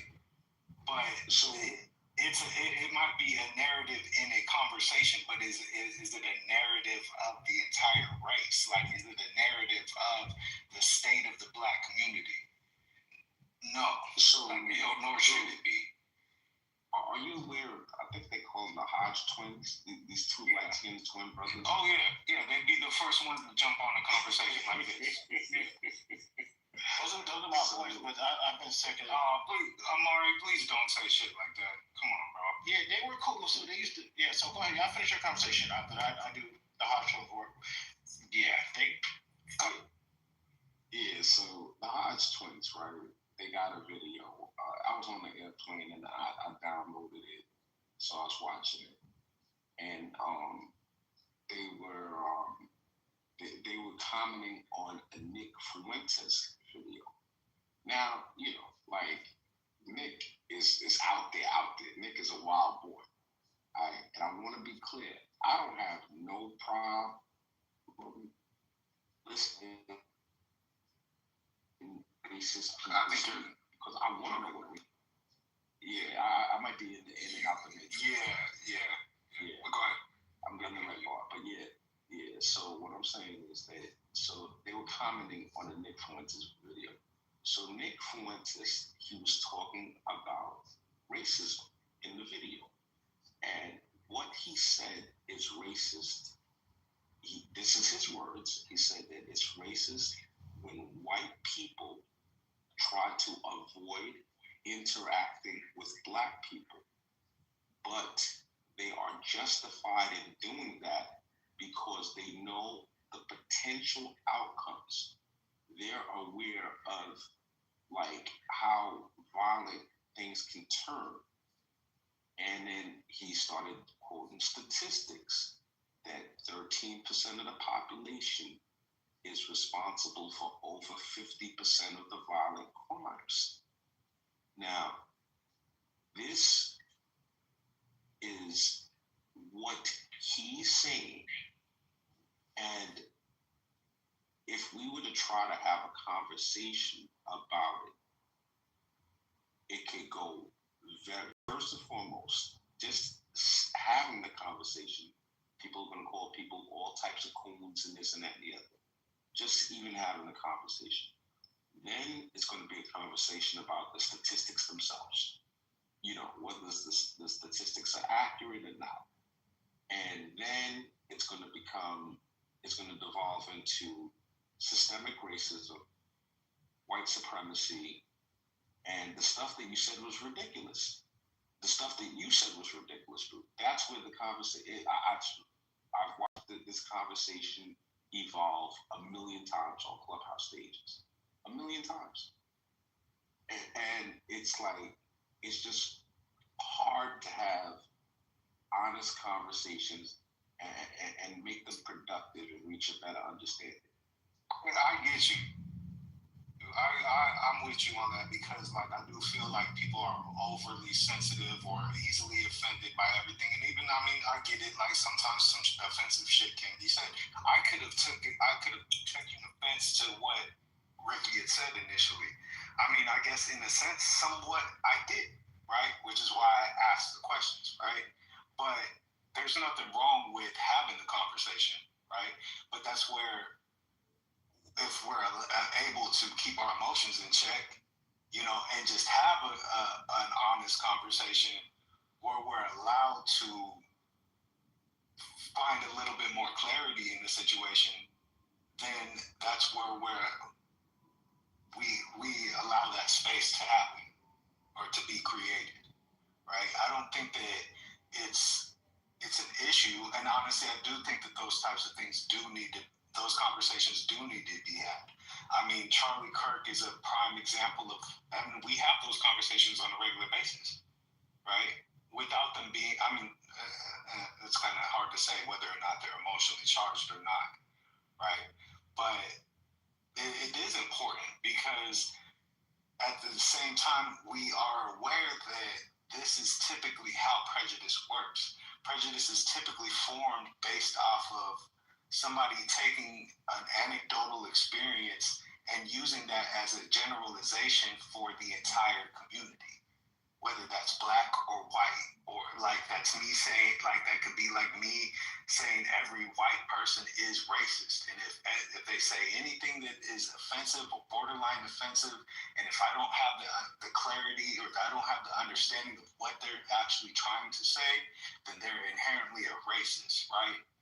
But I don't operate that way because, like, I know from my experience, I've met people of all different kinds that I liked and people of all kinds that I didn't like, based off of how they thought, right? But I don't think that we need to shy away from the conversation. It just depends. I think it just depends on who you're talking to, you know. Or better yet, thank you, Drew. And who laid out the premise of the conversation and what was being said. Now, as I listened more and more, now I still haven't clicked on the link, but I've come to understand that there's a group of people, right, for the sake of this conversation. Butcher, are you okay? You all right? Everything's blessed, man. Oh, okay. Just listen to the conversation, man. Oh, She was just saying you're off. Mute tag? Pardon me? Can you do that thing? Say, can you mute your mic? Yeah, I'm trying my best. Okay. Oh, It's that little button in the bottom left. I'm trying, man. okay. No worries. We got you. I won't speak on the... Thank you. And him making this seem like this the population of the Black women community. So, okay, fine. Maybe it is happening. I don't disagree with you if that's what you saw, but to make it seem like this is a large population of Black women doing this and you've lost faith in it is the part that was definitely awkward and strange. And to me, that is where the offense comes from. Versus him saying, I think it's really dangerous that some of these people out here are out here talking about they're going to doing petty crimes as reparations. You see how different that sounds? Like, that's a completely different statement versus putting this whole onus on a group of people and then making it seem like this is what the population of that particular group is doing. Does that make sense or no? Yeah. That's crystal clear. I mean, I think that's the sense. It makes sense what you're saying, and I understand it, but I want to kind of, my whole thing from the beginning has been to swerve away from Ricky's comments. Oh yeah, I can't do that. Like in my mind. If we were to really evaluate it, you could destroy it. You could. Well, what are we evaluating now? The comments. It's not. It wasn't a well thought out statement, and it's not. It's not like it's indefensible. So yeah, but people are talking about it. No, we don't. That's why I was saying, like, I don't think that we need to drag out the conversation. I mean, I think he kind of realized the error in what he said. He had said, like, he said multiple things to suggest that. I think that the conversation, we're still talking about it. I'm not saying like, oh, this is your fault, Anthony, but I mean, you didn't need to interject to say we don't need to talk about this. Like, we were having a casual conversation. I don't think that anybody It wasn't heated. No. Yeah, and we weren't attacking him. We weren't, using this to cast judgment on him as a person or anything like that. It was just trying to find a little bit of clarity in what he was implying. And I think that we found that point of resolution in the conversation, and that's why I said, like, it is important for us to have those conversations just as much as it is important for people to think about how things are going to be interpreted before they speak. Mm-hmm. I think that's fair. Thank you, Drew. So one of the things about that is that I hate about this conversation is a guy named AD. He comes on YouTube. He talks. Another black guy talks about black fatigue. He's part of the manosphere. I think I would say, Ricky, it's not true. There's no black fatigue, right? There's not. It's something that people are trying to just cause division within black and white people. I would say, please ignore that. It's true. I say this all the time. I don't think there's black fatigue. I think you have that's a white supremacy talking point. I see on X and I see the manosphere people who really dislike black women who do this a lot. Because if you look at a lot of their videos, I just disagree. Because if you look at Rick, and this is to Ricky, not to you, and I'll get to you in a second. If you look at who's causing the violence right now, who tried to kill the president, that's not black people. Who's out there on a No King's Day causing this white boomers? So it's really, you should be looking at white people. I'm not saying it's a race thing, but it's really white people that's right now are the ones that are turning up in this country. Well, what's wrong with No King's Day? What's wrong with No King's Day, though? I mean, he's a Republican, so he has to realize, as a Republican, it's the other. They're in a civil war right now. It's the other half of the 50% of the silent majority that's going against his majority. It ain't us. And I mean that's the part that should be like it should be like obvious to anybody. Like why are we the scapegoat? There's no monolith amongst any type of like ethnicity, and to expect there to be, I mean, is asinine. Like, we should accept that, there's going to be people of all walks of life that have different opinions, But I'm trying to get him to rewire his brain. Wait, go ahead. Yeah, man. As it relates to the idea about black fatigue, I do think there's a phenomena, that I would call black fatigue. I definitely think that it exists. And I think that there's a certain rationalization that's going on in the so-called community among certain people, seeking reparations, talking about, white supremacy, talking about systemic racism incessantly and attributing all the society's faults and personal shortcomings to those things. And I think there is pushback against those ideas. I think that to act like it doesn't exist or not to like interrogate the idea and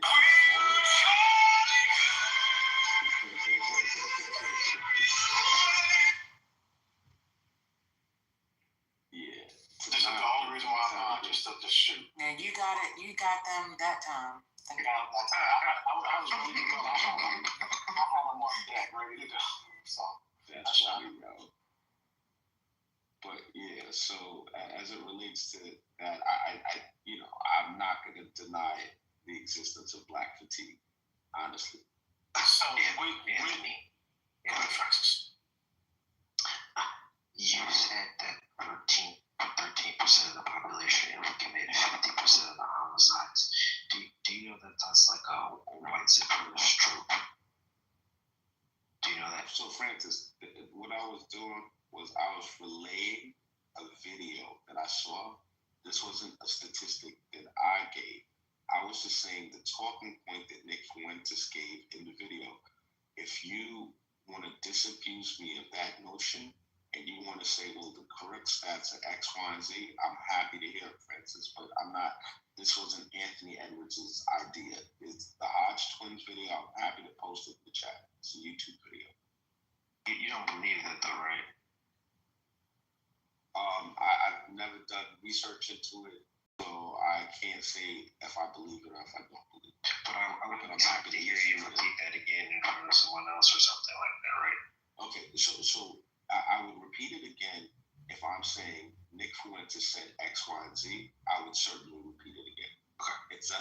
I'm not co-signing it. I'm giving context to what was said. That's all. Yeah, but again, going back, have you been out lately? Where you at in your town? With white people, and has anyone ever really kind of saw? But I got this damn black fatigue. Like, I've never been anywhere, and people are like, yeah, how would people say that? How would somebody say that to you? Like a white person. How would a white person say that to you? The thing is, honest, Omari. Like, I can explain it. Yeah, well, you don't have to say it. It's by action, right? When the people who say they have black fatigue, they usually are saying that you can't be around said group of people. When I'm around white people, they're not like moving away from me, like they're scared. They're not moving away from my family. There's no issue. We're eating next to each other. We're having lunch. We're at the movie, sitting at assigned seating. I think this is an issue that you're seeing where people are trying to spread this narrative to cause division. And yes, it has some legs, but it's based on videos that these people are promoting. And it's I think it's dangerous. And that's what Ricky is watching. And now he's been watching all day on X. And now he's believing in this. Omari, I don't think that someone, and this is where the nuance comes in. I don't think when they're talking about black fatigue, they're talking about Omari and his family. I don't think that you exhibit the characteristics of the type of quote unquote black people that they're fatigued from. I don't understand. Like, this is Omari. You're smart, and you can pick up on nuance. I don't think they're saying like every black person. I think it's a specific type of black person that would fall into the category of black fatigue. I mean, let's say myself, I dress, like I'll put on like a TCU hoodie or something like that. But like, let's say my son will wear a regular hoodie and some regular jeans. My daughters will, rock regular gear. You don't know. My oldest got braids. I mean, actually, both of my kids got braids. Well, I don't know which kid has braids now, but I know the youngest has braids. I don't know if the oldest one do. So would they be concerned about them? That's what I'm saying. Omar, I think it's not just. I don't think it's just based on the way you look.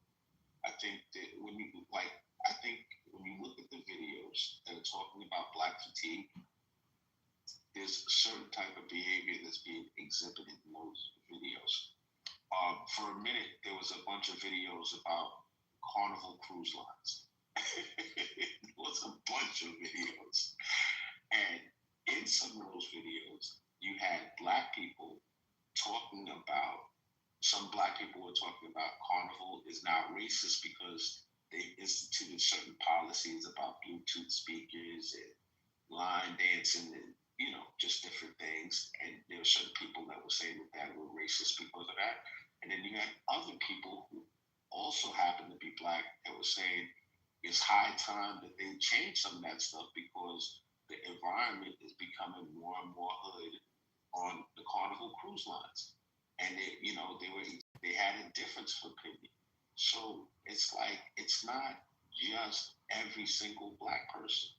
There's a certain, Chris Rock used to say, there's a civil war going on between black people and the N-words.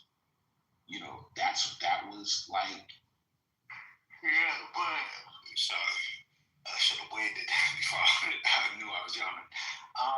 Don't you think that it's like be blunt about it? The amount of white meth heads out on the street, like the amount of white people that are exhibiting the same type of behavior, but they're allowed to disassociate themselves because they're like, that's not a representation of me. Right? They're like, that's not. That was what brought us to this conversation.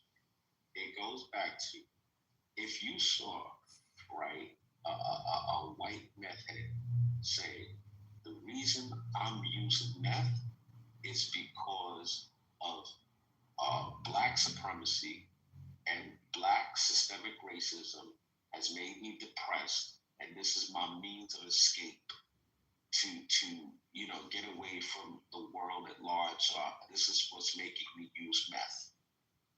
This would be a different. This is part of the overall fatigue. But there's plenty of people though that do adopt those type of mentalities, right? Like I'll give you my own anecdotal experience. Like my sister, because I'm half black and half Mexican, right? My sister, she's my half sister. I don't know why I gave that context, but she was married to a white boy, right? He was the type. I remember talking to him, and of course he was. This is maybe not necessary, but he was a Trump supporter. He was also supposedly in a militia. He was the Alex Jones QAnon type of believer, right? The same type of person that would say that the reason why he is in the state that he's in, why he's not able to accomplish what he wants to do, is based off of the government, right? That's and of course a lot of that is also tied to what many on the left push back against when it comes to maybe right wing extremists, where they're so anti-government because that's where a lot of their belief system is formed from. And like for like a prime example of how this ideology is adopted or how it is weaponized. And this may be another anecdotal experience, but I used to watch this show called Hate Thy Neighbor. This was he was a comedian, but he was black and Jewish. He'd go around the country, even actually different places around the world, and he'd sit down with the leader of extremist groups, whether it was neo-Nazi groups or Black Israelite groups, this neo-Nazi out in Detroit. And he said it right. We look for the people who are in despair, who have no answers for their problems, and we give them one. We find common ground with these people by attaching a boogeyman to their problems. And at the end of the day, that is what all of this shit revolves around. And that's why a lot of the time when those talking points are brought up, they're brought up as white supremacists, right? At the end of the day, maybe we don't need to call it white supremacists. We need to just call it racist. Like, whether it's black or white, that's the type of ideology that is formed from, is finding somebody to blame for whatever state that you're in. So, I guess we're talking about loser fatigue. I guess a nice broad brush would be loser fatigue, because there's people that blame their circumstances, lack of success, drug usage, theft, on other people. They blame their circumstances. They don't take any personal responsibility, and this is across the spectrum. Mm-hmm. This is not unique to black and brown people. This is across the spectrum. And so they try to, make it somebody else's fault. Life just happens to them. They don't impose their will on life at all. So it just happens. So it's loser fatigue. But if, in the context of, if someone is saying, well, because of systemic racism, because the educational system sucks so bad, because the school books in my school that I went to were so terrible. The teachers, they didn't care. They just mailed it in. This is why I wasn't able to achieve. Like that. And we're talking specifically about racial issues, then this becomes a different type of conversation. It's like I don't see how we could avoid putting certain labels on it, because this is what the conversation is about in that context.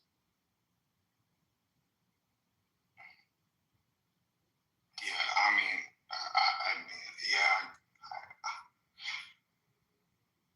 I don't think that it's so much about the label, as much as it is about the whole, like.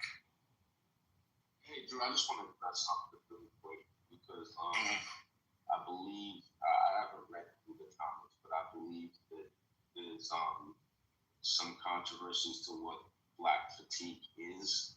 So the definition of Black fatigue originally was when Black people were fed up. Black people were the ones that were the fatigued party. They were the fatiguers.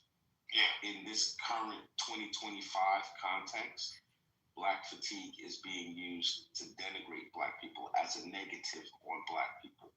It's like the evolution of a word. Now, whether or not people can find that definition, that's cool. But if you go and you look at the way it's being used right now, it's pretty obvious how it's being used, who's using it, and why they're using it. Yeah, I think the same thing was done with TDS, Trump derangement syndrome.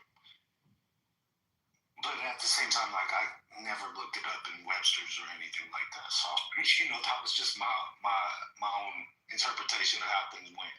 But yeah, I can understand that. Nonetheless, like, I think that's why, like, these conversations end up going left, is because a lot of people lack a full picture or full perspective of the whole situation. Like the points that I brought up, where you've acknowledged or brought them up as well, like where we can all point out, similarities between any type of people, and I think that the reason why these conversations go left oftentimes is because the ones that are the loudest with that type of rhetoric are the ones that are the same ones that are pushing division, like the Nick Fuenteses. Like it's always been that way, where the Klan has been the ones to voice that opinion. We could even say the government in a sense, or some of the higher ups, when we look back at Reefer Madness, and of course that wasn't entirely an attack on Black people, but it was an attack on Black people and liberals, right? Or the hippies. But that's where the right tends to take a lot of hits for this type of shit, and why a lot of people go and say that that's the racist party is because the people that are openly racist, that are speaking these talking points without any type of context, without being careful about what they're saying or how they're saying it, are the ones that are speaking about this type of shit or saying it exactly the same way. And that's why initially this whole conversation, it was more, it was so Drew, you bring up a really interesting thing, bro. Now, this idea about which party, harbors more racist, right?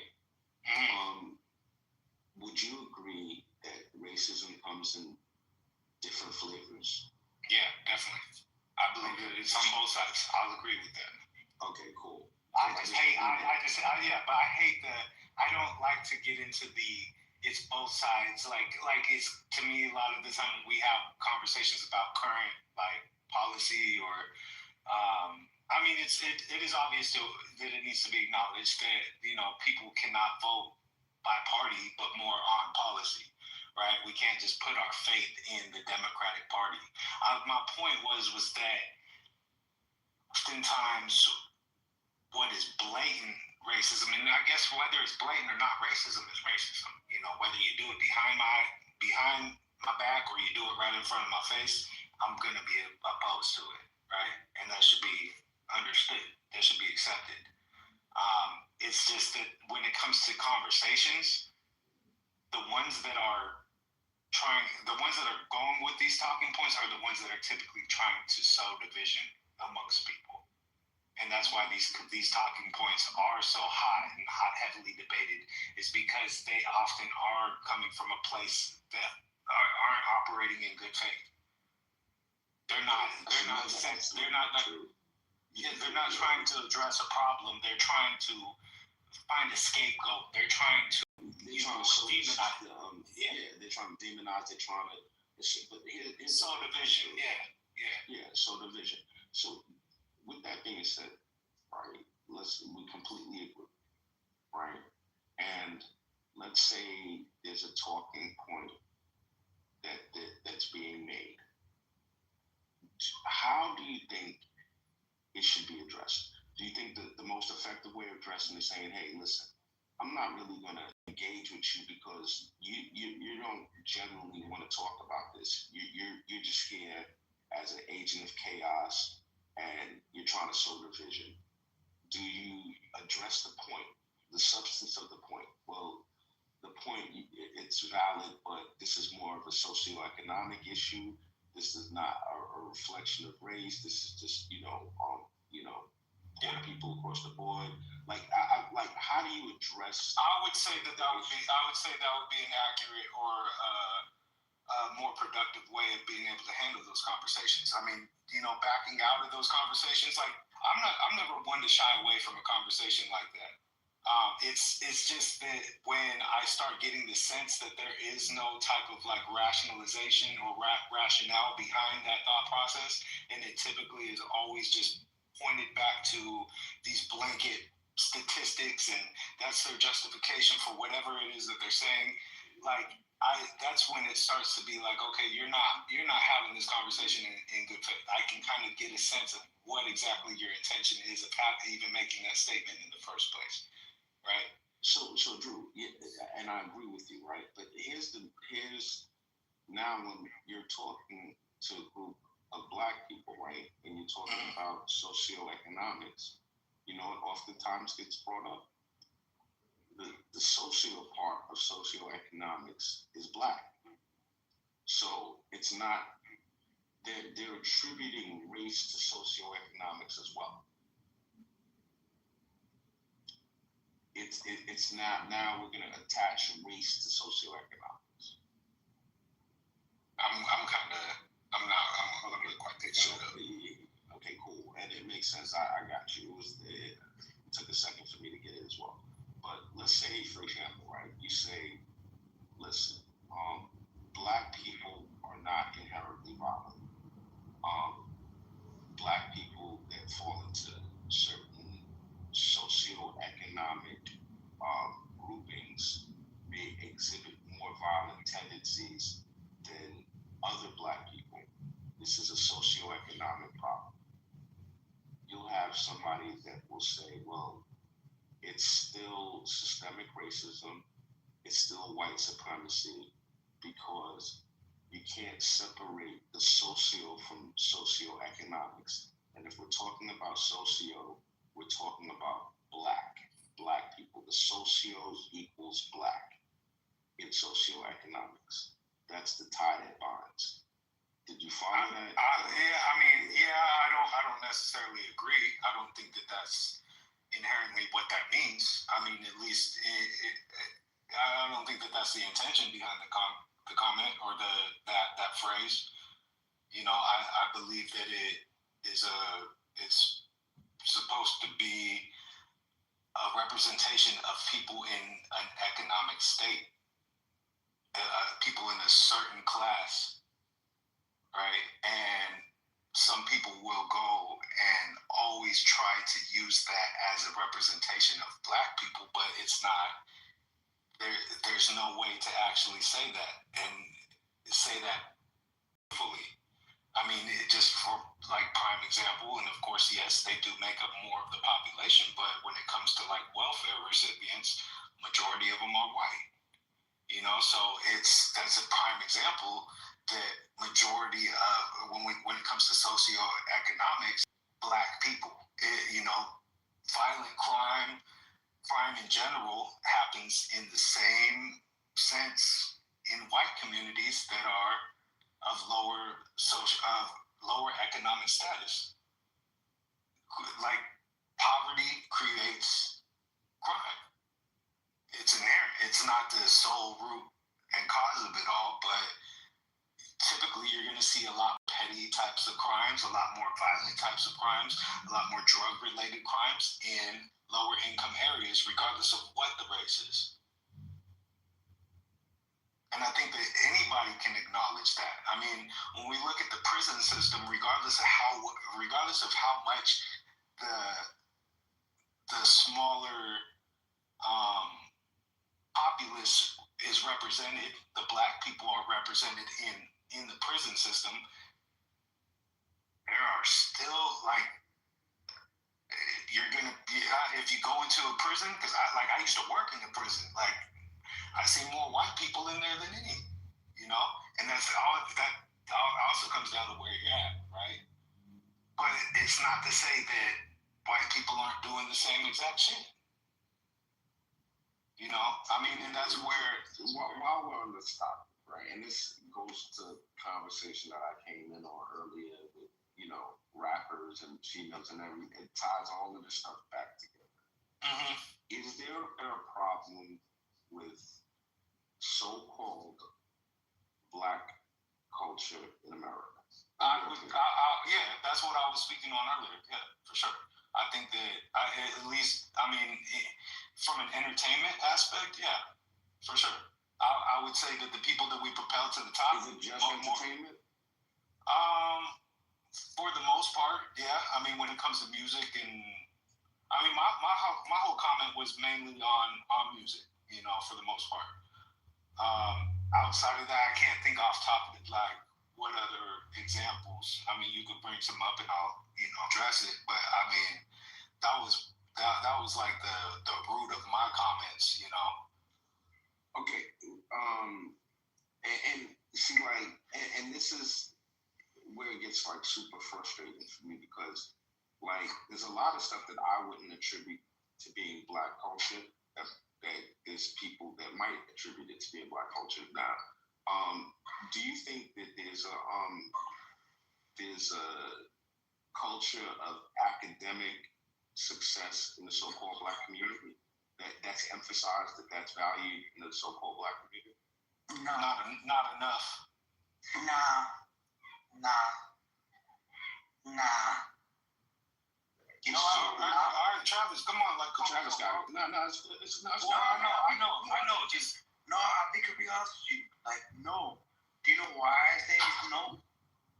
I remember when I was in grade 7, and I was speaking, and one of my dogs said to me, "Yo, why do you use so many big words?" Your dog said that to you? Did he barf when he said it? I said, "My dog." What? I mean, my nigga. Huh? Nigga, come on, Like my friend. Come on. You're gonna take him off. Travis is always trying You're talking white. You're talking a little too proper for me. Why you're like exactly. Anyways, and at my second point, when I was in grade 9, and we had to take our own classes, I took a physics class, and I was so proud of it too. I was like, "Oh, I'm taking physics." You know what the older nigga said to me? "Physics? Are you a nerd?" Yeah, but that's the thing. The thing is though is that like that you're talking about like high school and shit, and like we've all gone through that experience. Yeah, like it's ignorant, but like the people that should be allowed to be ignorant are the ones that like, not that we should want them to be or be accepting of it, but we should expect that that's where we're going to have some form of ignorance is in the youth, right? Because they don't know any better. Yeah. Right? Like, I mean, everything is looked down upon, whether it's drama, whether it's it's all looked at. It's all looked at. Jordan B. Michael. Jordan B. Michael. What's his name? Michael B. Jordan. Yeah, he was looked at as a nerd for being in drama class. Now look at him. Oh yeah, that's a fact. But yeah, go Anthony, go back to, I mean, just continue on. Like, I mean, I agree. So Drew, like, you know, academic achievement, in terms of let's talk about marriage rates. You know, like if we're talking about a community, I look at family as being the building blocks of community. And if the marriage rates are low and we have a lot of out of wedlock births, does that speak well of the priorities in the quote unquote so-called Black culture? And you notice I'm trying to be nuanced. I'm trying to, stay on, like, I'm trying not to make just huge, broad generalizations, because for me, my pushback would be that's not Black culture. That's what I would argue. That's not Black culture. That's not Black culture. But, at the same time, is it an issue? Yeah, it's an issue. Yeah, it is. Yeah, it is. I mean, maybe I don't know. I've never looked at the statistics of that. I'm sure that the statistics may point to there being a larger rate of households being out of wedlock, right? And that is a conversation, though, where you will get that pushback of systemic racism, and that is brought in by. That is, I mean, it's verified though that is something that the government has intentionally done. I know that you've even vouched for that, where your outlook, and maybe don't let me misquote you, but that would be a tool used by the government, the welfare system is a tool used by the government to perpetuate that issue, right? So to be clear, Drew, like, I don't. There's more white people on welfare than Black people, like just raw numbers. Statistically, per capita, we can get into a whole different conversation, but raw numbers, there's more white people on welfare than Black people. Like, I don't. Hold on, chill for a second. Chill for a second, please. So, with that said, right, I don't look at welfare as like a racist system, and I don't demonize people for needing help. It's okay. I'm happy we have a social. Well, no. That was just a portion of it, though. Like the portion of the example, right? Okay, I want to make 2 points. One, when you're a Black male, you're obviously going to be looked at, especially in high school. You're going to be in the basketball team. You're going to be in the football team. You're going to be, you're going to be a star. Right? Right or wrong? It's assumed, I guess. Yeah, you're assumed to have a great athleticism being Black, for sure. And these women want you. But what you got to teach kids is like, wear condoms. Period. Just wear condoms. Like, just go into the. Travis, I know you mean well, Travis. I know you're really trying to participate. You're a little inebriated, my guy. I'm not inebriated, bro. Yeah, you told us you were, bro. Come on. Yeah, but I'm having a drink, but I'm not inebriated. You said otherwise. You said otherwise, like. I mean, it would make a difference if you hadn't said that you were already. So you guys don't drink at all? I don't. But okay. I'm not judging you for it. I'm not judging you for drinking. What he's saying is that he wasn't trying to take a jab at you. He's just saying you are a little bit too inebriated to. Yeah, but I'm not inebriated. Do you know what drunk is? The word drunk is not me right now. Coherent. Okay. Stop worrying about whether or not I'm the one thing Travis, you ask me a question, I'm gonna be honest.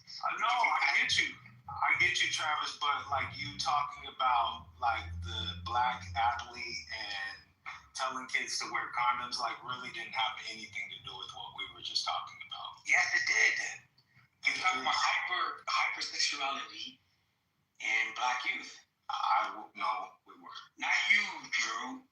Anthony. No, Travis, I wasn't talking about that either, to be honest with you. Travis, just 1 second. Yeah, Travis, it's all good. I promise you, I'll pass the mic to you at some point.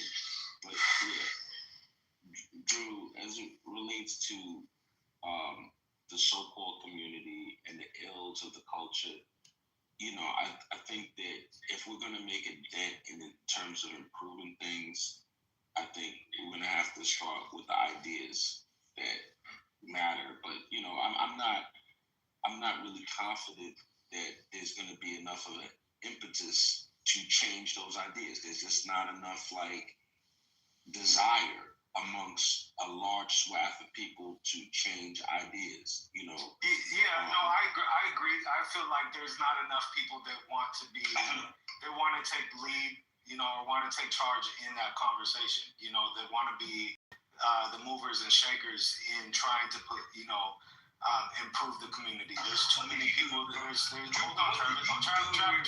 Travis, hold on. I'm not saying that I'm going to be the person, right? I'm just saying that could be a reason as to why Anthony doesn't have that much confidence that it's going to change. And my point was that there's too many of us that are only focused on ourselves, and there's not a problem with you've got to save yourself before you can save anybody else. That's a given. You can't save somebody else from drowning if you're drowning at the same time. But at the end of the day, I agree with you though, Anthony. We do need to have better talking points. We do need to be focusing our attention on more positive, enlightening type of topics, right? But I think that's also why you have so many people in this space that speak about Trump's policy on education and how they're trying to change the education system. Now, it's not to say that the education system does not need some sort of change or some sort of improvement. It's that our understanding of how it is being the solution that is being provided is not one that is going to benefit the Black community. It will benefit individuals that are able to obtain that access, but the majority, even more people that are already being left out from by the system or being let down by the system, it's only going to increase. So, I wouldn't say that nobody's trying to have that conversation, and I think that's why that topic in general is such a heated topic or such an important topic for a lot of people, is because they understand the ramifications of that type of policy. So, Drew, I hear you loud and clear, right? I have a bit of a different mindset. My mindset is this, right? I think that number one, the trajectory for Black people hasn't been great. In terms of the amount of negative statistics that we lead, the country in, it's not a good look. Our population as a percentage of the country, it hasn't grown. It's actually gone down as other groups come into the country and they grow by leaps and by bounds. Our numbers are stagnant, if not going down. Mm-hmm. Economic like our economic, what's the word I'm looking for? Capacity, whatever. Impact is it's waning. It's not as much as it used to be, and if anything, it's headed in the wrong direction. So I believe that we should try something different. I think that the status quo is not working, and I think we should try something different. And I'm of the mindset a couple of things, and this is it's like people will curse when I say this, but I think that we need, if anything, we need to get post-racial. We need to de-emphasize race. There's people that run towards race. We need to run away from race. We need to stop so hyper-focused on race. We need to more so just be on some, we're all people. Let's get out of these. That I think would be a huge help. And two, like, it's savage, but I'm not against the cuts and the stuff. Like in that sense, I think that people respond well to challenges. I think that I don't think that my pity helps anybody. I don't think me giving someone helps anybody. I think when people like have to rise to the occasion, that it makes them better. And I think when they become better, they do better. That's so I'm not like guts to what?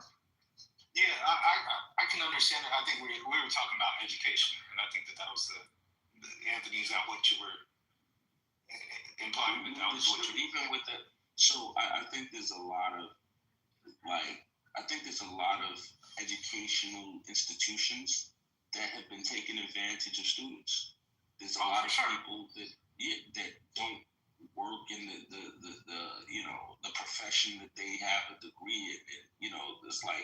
There's a lot of that shit. It's people are paying for bullshit. Like it's crazy. So yeah. I agree with you. Sorry to cut you off. I agree with you, but like I think that this point has been made, numerous times in terms of like the response to the idea of increasing funding or like the voucher system and school choice, right?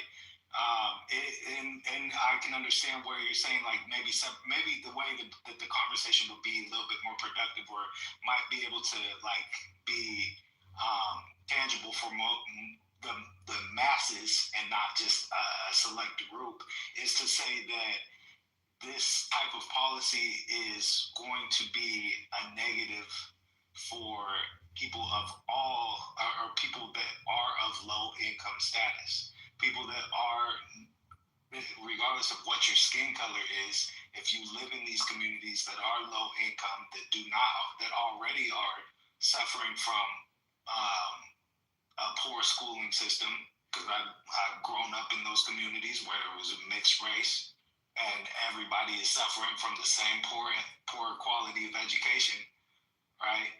It's only going to make it harder, and it's only going to exacerbate the issue based on the fact that the people that do not have the income do not have the means to be able to make accommodations to go to outlying school boundaries, right? Now, of course, the people that are able to make it happen, regardless of what the situation is, and don't make any type of excuse, they were already going to make it regardless. It doesn't make them greater. They were just going to get it done regardless. But I can speak to this from my own experience. I grew up and I never reached greatness myself, but I can accept accountability for that, right? But I grew up in a household with two crackheads, right? I didn't have any type of support. I didn't have somebody that would give me a ride to school. I didn't have somebody that would pick me up from practice.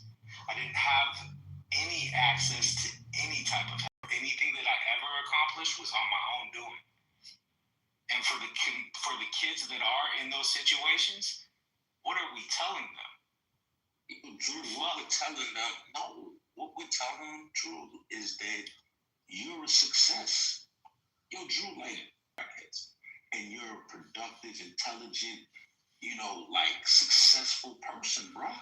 Like, this is like, who can come with, who could ever talk to you with an excuse? Who could ever come and say, well, Drew, life isn't fair, and the circumstances. Who could ever have that conversation with you? No, I can definitely acknowledge that, but this is the thing that I have always, or maybe not, I've not always said this or recognized, but I have always considered myself blessed based off of being born with high aptitude. And that's not based off of anything that I did. My point, bro. True.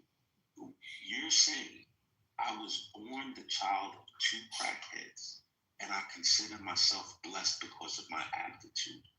This is classic. I see the glass as half full. This is classic mind over matter. This is classic, I'm not going to let anything hold me back. This is, there's not. I know, and I can understand that. I definitely see I'm picking up what you're putting down. But, and I can understand it from the perspective of saying that having sympathy for those that are in those situations isn't necessarily going to help them. Right? But my point is providing them with more tools and more understanding as to how to escape that, as opposed to making the challenges even harder or even greater, is not, it's counterproductive to what we're trying to accomplish. I get it, Drew. I understand, but it's like, Drew, I'm not special. I think based on what you said, you're special. I tip my hat to you, brother. Like, I always respected you. Now I have extra newfound respect for you. That's like, dude, man, that's rose growing out of concrete shit right there. Bro, I get it. I understand, but it's like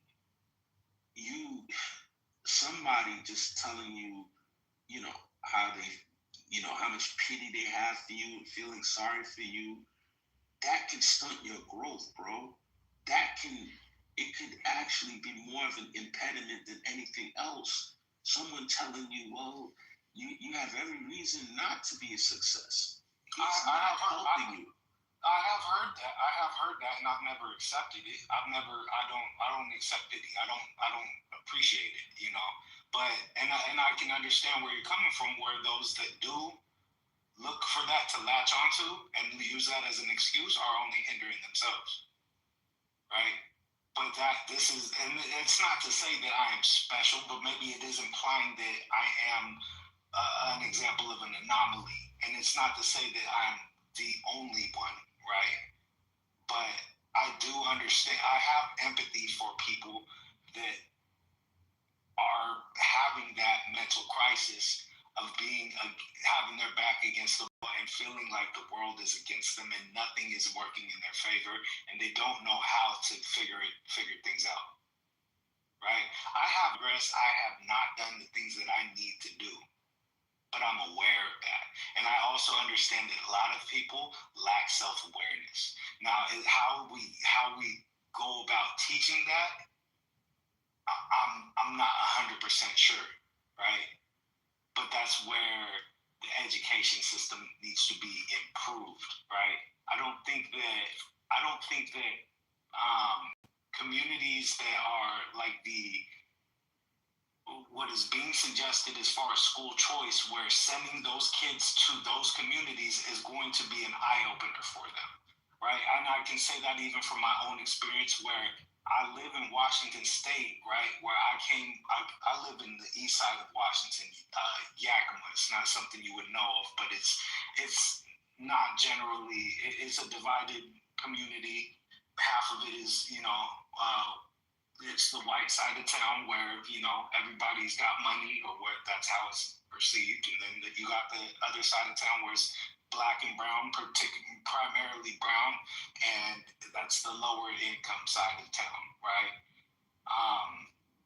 I moved from here over to Bellevue on the west side. Bellevue is like the home of Nintendo and Microsoft. It's the upper echelon of Washington, right? It's bigger. It's the polished version of Seattle. And I went there in my junior year, and this is one of my biggest regrets. I was in my own head about being there and feeling out of place and out of sorts because I was the poor kid in a rich school. I felt like I could not, I couldn't compete. I didn't have that confidence in myself, right? I knew I was smart. I knew I was athletic, but I was worried about all of the other extra shit that didn't actually matter, right? And that's why I'm saying, like, where you expect a kid to be able to sort through those feelings on their own, I don't think that those schools are going to be there to cater to that thought process. At least I didn't experience it. You know, of course, maybe I should have spoken about it to somebody, but it didn't. You know, at the end of the day, I was a kid. Most kids are not aren't apt to speaking about things like that. You know, they don't speak about their insecurities or, you know, their own deep personal thoughts, right? And that's my point where I heard that's part of the point where I don't think that is some kids can overcome those thoughts and will do great and excel and thrive in those situations, and others won't, right? And I'm not saying that was an excuse for me. That was just that was my own personal experience, my own misunderstanding. What? Right? And I was just gonna say, as a parent, one of the struggles I've always had is the nicer schools are usually the whiter schools, right? So you're putting your kids, you're trying to put them in the best position for them to be able to be successful. But part of that is, being comfortable where they're at. So in my daughter's situation, we put her in the whitest of schools, but academically they crushed, right? So I knew that was the best place for K through 8, even though there were times where we had issues and we didn't love it. I had my son there and I snatched him out because I was like, no, this ain't gonna work for a black boy. It wasn't gonna work for him. So I put him in a different school. Now he's in a better school that's a better fit. That's actually has a high black population, actually almost a fully black population. But it's hard to find, at least where I live, it is to find the better school where there's actually black people at the school. Yeah, no, I agree. That was kind of another part of my experience where I lived at.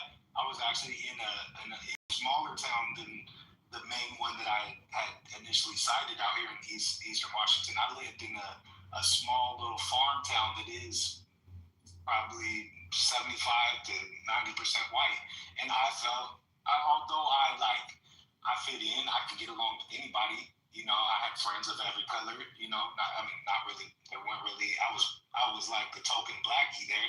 Other black kids that were there, like from my perspective, wanted to be white. You know, so I didn't necessarily. I wasn't like opposed to them, or like I wasn't like they weren't my adversaries or anything. They just weren't people that I related to. You know, but at the same time, like I never, despite me getting along with everybody, I never felt comfortable there because me being black was always the topic of conversation, right? It was always just part of it, you know, and that was the part that it wore on me and I got tired of it. Which is why I ended up, like, in my high school years, I went to 3 different high schools, you know, because I was trying to find a place where I felt comfortable. By my senior year, I did find a place that was more diverse, you know, across the board. And I felt more comfortable there because race wasn't a topic of conversation. But I will say that by that point in time, I was so misguided, and I didn't know where I was going. I didn't know what the hell was the right move. Military wasn't an option for me because I was anti-war, you know, like how a lot of young kids are radicalized. Like I mean, this was post 9/11. Right around that time. So I formed that opinion on 9/11 and on the war in Iraq and shit. So I had no interest in joining the military, which would in hindsight would have been a great opportunity for me, right? Who knows what the outcome would have been of that, right? I was focused on getting out of my house. I was focused on my thought process was like, I'm gonna get out, I'm gonna move out when I'm 18, I'm gonna go get a job and I'm gonna work my way up. Right? I made some mistakes along the way. I put myself in a hole and I fucked myself over for a long period of time. But that was based on me trying to figure things out on my own, right? I didn't make the best of decisions, but nonetheless, I would like to think that if I wasn't consumed by those thoughts and those insecurities and those other issues that were posed from feeling out of place. And of course, maybe, that's something that we need to learn as people, that type of shit doesn't matter. A lot of that shit is in our head. But it wasn't my own doing. It was based off of my experience, It was based off of what I was experiencing with other people. And oftentimes, and this is where the racial division starts and where the divide comes into play when it comes to red and blue, is that oftentimes it's these kids that are being raised by these people that are of this ideology, don't teach that shit, and they hang on to topics like what started this whole conversation in the first place, of these generalized statements. They don't learn people for who they are. They attach all of these statistics and these prejudicial examples to associate with every person of that creed or color.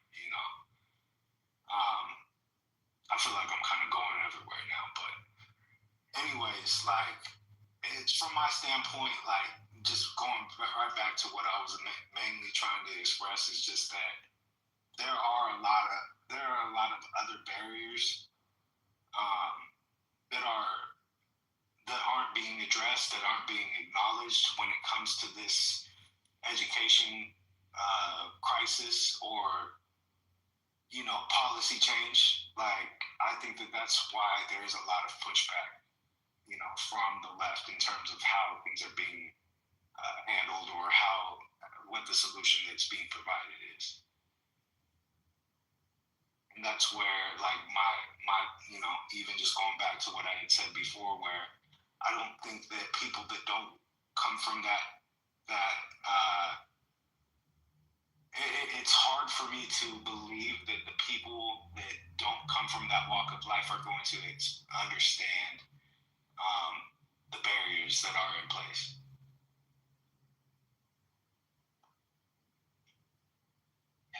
I'd push back on Anthony's point. I hadn't seen data On everything. On everything. No, I mean, I have not seen the data that would suggest over the past 50 years that Black people have lost ground. I've actually seen the opposite. When you look at income, we look at educational attainment, we look at mobility. I think the only thing you could probably make that argument for is wealth, which has its own particular issues. I'd say population too. As far as percentage. Yeah, I guess the basic point I'm making is you look at Black people's access to the middle income, to let's say middle class incomes, middle class lifestyle. That's definitely increased over the past 50 years. And so this draconian view that Black people have gotten worse and the outcomes are super bleak on a relative basis, I just don't think that's accurate based on statistics. At least I haven't seen those statistics.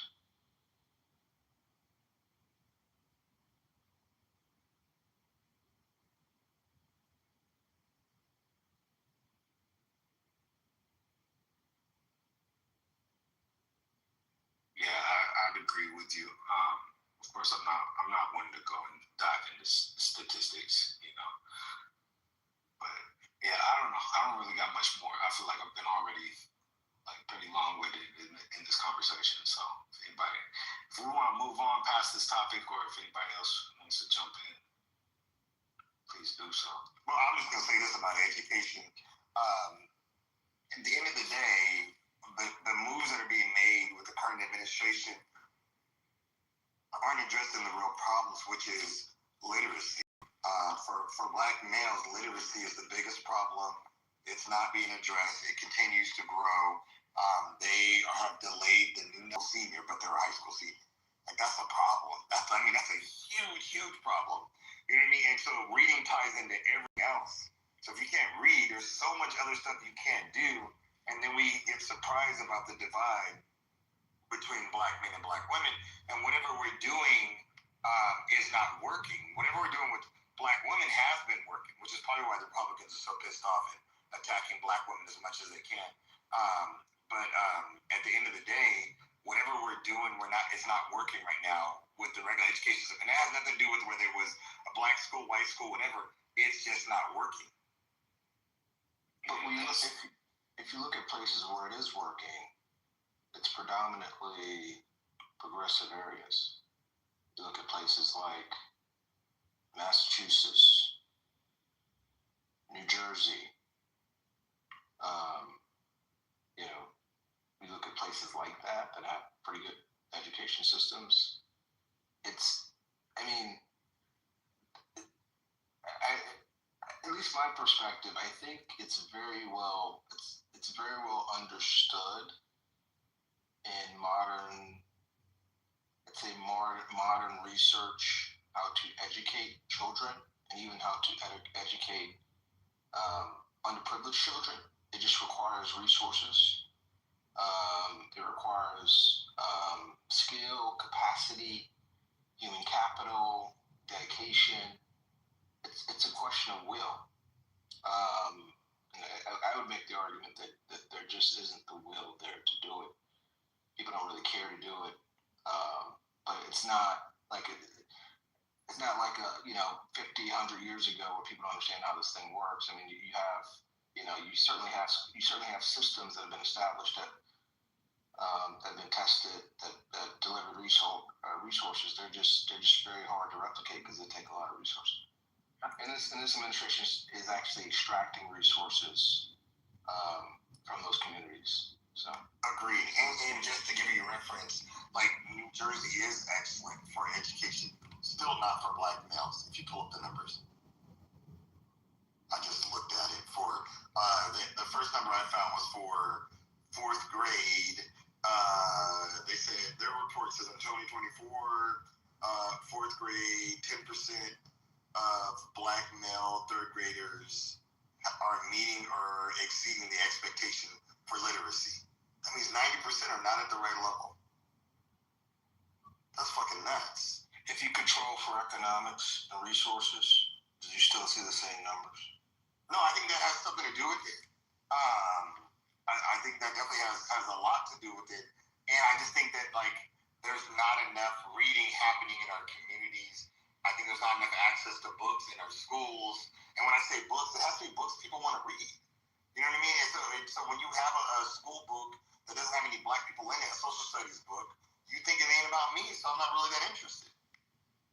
That's a fact, bro. I remember spending fucking 18 months learning about the Revolutionary War, and I'm like, God damn, like, I don't give a fuck about the Boston Tea Party, you know, but obviously there was some important information in there, you know, to understand civics and shit to an extent, but yeah, it was long and drawn out. I agree.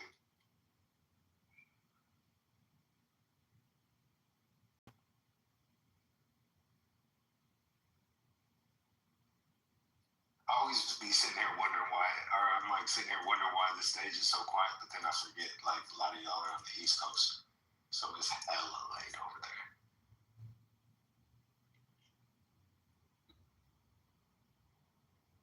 Now, they was jumping a little while ago when I was on here when I first left the house. I just stepped out right now. I'm in Cali though, so I'm up. Yeah, the whole time I think I've been in here for like an hour or so, probably a little bit longer, and yeah, it's been kind of dead.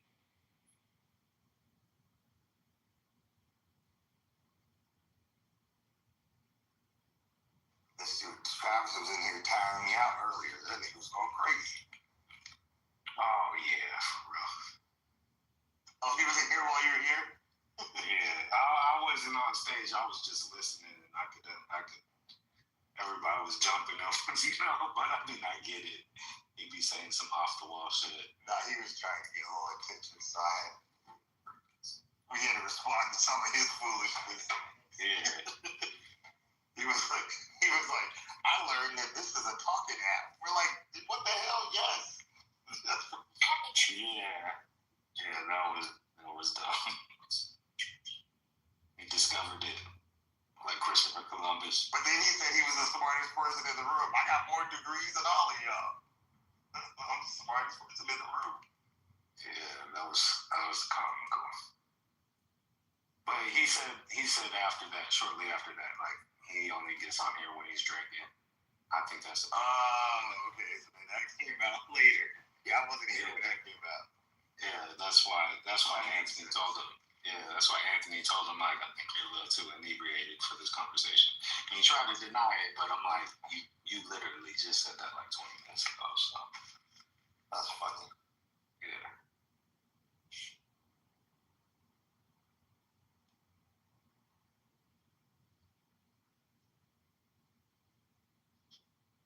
Well, yeah, what are your thoughts? What are your thoughts on, like, what's the next right move? What's the next right step, moving forward, like in terms of like, just changing how society operates, how we, address these issues, how we address politics, like anything in general, like, what do you think would be a positive move in that direction?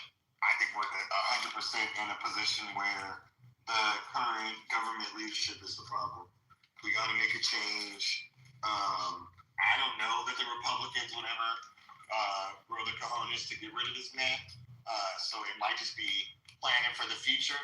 But he's unstable. He's dishonest. And he's a racist. Good. Like, that in itself is a problem. Yeah, you can't, like, stay in your house and not move forward and get your bills paid while that's happening. But that's a major part of the problem. His policies he's creating are going to be harmful for us for a long time. I agree, especially even like the stand creatively. Until a couple recently, obviously, have stood up to him, but they've been afraid of him. Yeah, that's why I was honestly, people were kind of celebrating the idea that Marjorie Taylor Greene was stepping down, and me personally, like I've despised her for the longest. I think majority of us have, but I was appreciative of her switch and her at least having the balls. Like I don't expect her to like. I don't expect her to like look out for my best interests, but I did appreciate her at least like having the balls to voice her opinion in opposition. Not to say that, I want them all. I mean, yeah, of course, at this point, yeah, I want them all to be opposed to him. But I was just appreciative of the fact that, like, at least she stood up for what she believed in, whereas a lot of these people just kind of are just going with the flow and, and co-signing this bullshit, so, I felt like that was kind of a blow, I don't think that it was necessarily, I didn't think that it was a benefit, her stepping down. Yeah, I've had hatred for her for a minute based on things that she's done. So it kind of was the what did Malcolm X say? The chicken's coming home to the roost. It just caught up with her, and it's going to catch up with more people. And I honestly could see more people going to jail at some point because I feel like there's stuff we don't know that's probably still going on. And I know that's from a conspiracist type of thing, but when you're just dishonest like that, I just don't know what to believe. There's like not much you could tell me. Like if someone just said right now, like, hey, so yeah, he's been stealing X amount of dollars from this, I would probably believe it now because he's done so much and just given such a disregard for the rules that I don't trust him at all. Yeah, no, I agree. And even just, trying to tear down every institution that is supposed to regulate. Granted, none of them are perfect at it because, we've all been aware of or have become aware of, the corruption that is there within the government. But,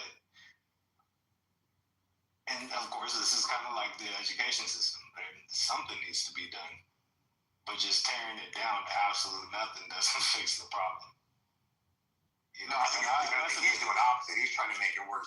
When I think of how he did the CRT live, his first time around, that whole thing was a complete lie, and he fooled people into believing it. He picked up something that he knew was a lie. He picked it up off of Twitter and Fox News, and he helped spread it. People honestly believed that we were teaching first and second graders something that's taught as a master's course. Right? Mm-hmm. Something that was being taught to kids, but people still believe it to this day because that's the lie he tells. There's people who still believe that they can wash out COVID with bleach because those are the lies that he tells. And it's dangerous. It's really dangerous to have that man with our codes to the bombs. It's dangerous to have that man be the person that's in charge of our country. Yeah. That's the thing that's been so, disappointing, and I hate when I hear this is the beginning of the downfall of an empire. But I really hate it because I don't like to be pessimistic. I don't think that it does me any service. But at the same time, to think that so many people, and this is the part where I'm like, are people this ignorant, or are they? Yes. Are they? Is it? They want to stop your job for them. Yeah, I'm like, are they ignorant, or is it willful ignorance to disguise a deeper motive? Those are the only two questions I'm left with, at this point. So. Anthony there's a couple of MAGAs on stage. At the end of the day, there are people that just want to be down with the king. That's just what it is. They want to pretend like they're down with what he's doing, even though I think some of the people are intelligent enough to know what he's doing is wrong. Yeah. I think that at certain points he can realize that what he's doing. We've seen him walk back, like the tariffs. That was one of his main points, right? And we've seen him walk that back, and it wasn't due to the pushback that he was getting about it. He doesn't give a fuck about people pushing back against his ideas. But, maybe he's like, okay, well, maybe I didn't think about this all the way through. Let me walk it back. Or I'm questioning, is that what is going through his mind? Or is it that this is intentional, where it's I'm basically how software companies have operated, where it's all right, let's create a virus so that people now have to invest in something called an antivirus. Let's create the problem so that I can provide a solution and I can be the hero. Let me take away, let's pretend like the Democrats are taking away the food stamps, and hey, I'm trying to get our food stamps back for you people. It's time and time again. It's and obviously we're only a year into this shit, but it's just I don't know how people are blind to that shit, and people still are oh, it's the Dems' fault. Blame the left. It's just, it's crazy. These are really crazy times that we live in, and at the end of the day, like I just hope that I don't know. And it's like part of me hopes that society's not this stupid, but if they aren't that stupid, then what the fuck is the rationale behind it? Well, and that's even. I guess that would be question. The majority voted for it. No matter how you get it, the majority wanted this man in charge, knowing how he did last time, knowing what he said he was going to do. So it tells us a lot about America. So that's the first thing. The other thing, just talking about tariff stuff, I actually thought the tariffs, and I caught some heat for it in the space, but I thought tariffs are a good idea. I knew he wasn't the right person to execute it, which he proved. He was weaponizing tariffs and trying to be like, oh, well, you call me a name, so now you get a tariff. Like, that's not how you do it. I was hoping that he did it in a way that it would boost American-made products, things that were printed here. Even to my own demise, because me and my wife have a publishing company, we print overseas because it's so much freaking cheaper. Why is it so much cheaper? Because of the labor. Yeah. The labor, they don't pay what we pay out here. And that's not right. I know it's not right, but because our competitors do it, the only way that I can compete as a self-publisher at a large scale is to print in China. Yeah, I already know. Like I was part of my business. We were attempting to create a clothing brand. Like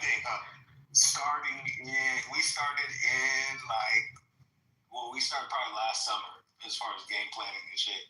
And we got our first product made September, October, right? And then so I mean we had a little bit of time, but we got into this new year, and then all of a sudden shit just got a little bit more expensive, and it's like anybody that has started a clothing brand knows that there's a big investment that it already takes prior to this. So increasing those costs isn't necessarily feasible for something that you got to do a lot of testing initially, so there needs to be a good amount of funding behind it. So we kind of put that on the back burner, for the moment. But what do you make? What's that? What do you make? Like what kind of clothing? Like streetwear. And we weren't even doing anything crazy. We were just doing t-shirts just to start things off. It's really more so not necessarily a streetwear brand that we're trying to create as much as it is like merch for a community that we're attempting to build, which is revolving around like our marketing company. But essentially the idea behind it is, because a part of our company is the educational aspect, where it's teaching people how to operate in that realm on their own, without having to like hire us. It's like, here, we'll give you the game. You just got to be willing to take it. Did you consider Printify? Yeah, or Printful. Yeah, same thing. Yeah. The margins are horrible, but at least there's no risk. Right? Yeah, no, that's for sure. It's definitely been put on the table. Me personally, I'm opposed to it because I don't like the quality, and I believe that and part of it is because our primary target or like our primary clientele is streetwear brands, so it's like something. I mean, it is always something that we throw out there as an option for people trying to start a clothing brand. Right. But check out Printify, because they'll let you change the quality of the shirts you use and things like that. So they have different levels. Like, okay, you want to do this level, this level, this level. And the reason why we did it because we didn't want to get into clothing. We had so many people going like, "Hey, we love your books. Why don't you make some shirts, make some hats?" And so we were like, screw it. We just threw Printify on there because we use Shopify anyways, and they have an integration, so we were able to do it right through our website. And then just makes a few extra dollars. The margins are horrible because Printify takes most of the money, but but it was easy cash. You know what I'm saying? Yeah, for sure. Yeah, I mean, it is an opportunity to be able to get something off the ground. I battle my myself with those thoughts, because I always feel like, first impression is everything, especially when it comes to, from my own, I think about it from a consumer standpoint, but, in all actuality, the more that I think about it, it's like, it's not even necessarily about that, because people wouldn't be attaching themselves to it based on it being the upper echelon of a clothing brand. It's more so to support the community and support the movement. So I respect that. yeah. No, but I'm saying, like, I'm kind of, I'm torn. I'm hella torn, because part of me wants it to be like a legacy brand, and something that I stand behind in terms of like delivering a high quality piece of merchandise, to people that give that support. And not so much like that. The part of it is it's hard to be genuine in the approach and not be driven by the money, but the money is a key aspect to getting it going and keeping it going. So it's trying to find the balance within the two, because I don't like operating like where, I feel some sense of guilt, and you're right. Like, I definitely should entertain the idea of Printify and see what type of options that they provide. Because if we are able to create a piece of merchandise that I'm proud of, then I wouldn't have that type of complex around it, So yeah, I feel like it's funny. It feels like I'm a Gemini. I'm not, but I'm a Libra, so I try to find balance in everything, like, yeah. What's your so you guys are what's your business? A publishing company, or your? Publishing. My wife is an author, so she her first book series was the ABCs, the HBCUs. And then she wrote the ABCs of Black Wall Street, and then the ABCs. So those two were in Target nationwide for Black History Month. So we did really well there. And then the White House reached out to us. This was the old administration, and they flew my wife and my daughter out there for this huge cybersecurity conference. So then they asked her to write a book about cybersecurity. So that was her next book, The ABCs of Cybersecurity. And then her newest one is The ABCs of the Harlem Renaissance. So. Oh, wow. Yeah, we keep y'all got a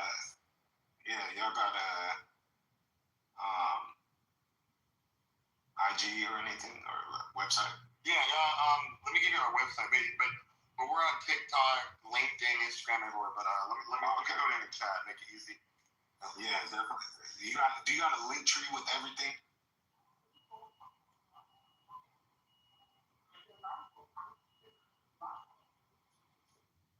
Yeah, there you go.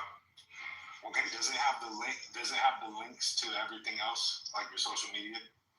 Yeah, they'll all be posted there, and then the only one that might not be on there is our LinkedIn.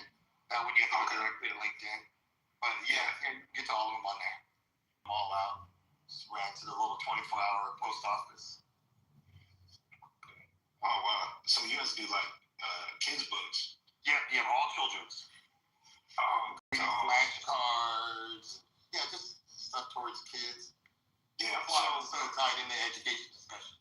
Yeah, I feel it. Look, so this is dope. Like, all right, so I do like Google marketing, like Google ads and stuff for like YouTube channels and stuff, and like music artists. One of the channels that I've been working with up until recently is a channel called Jules TV.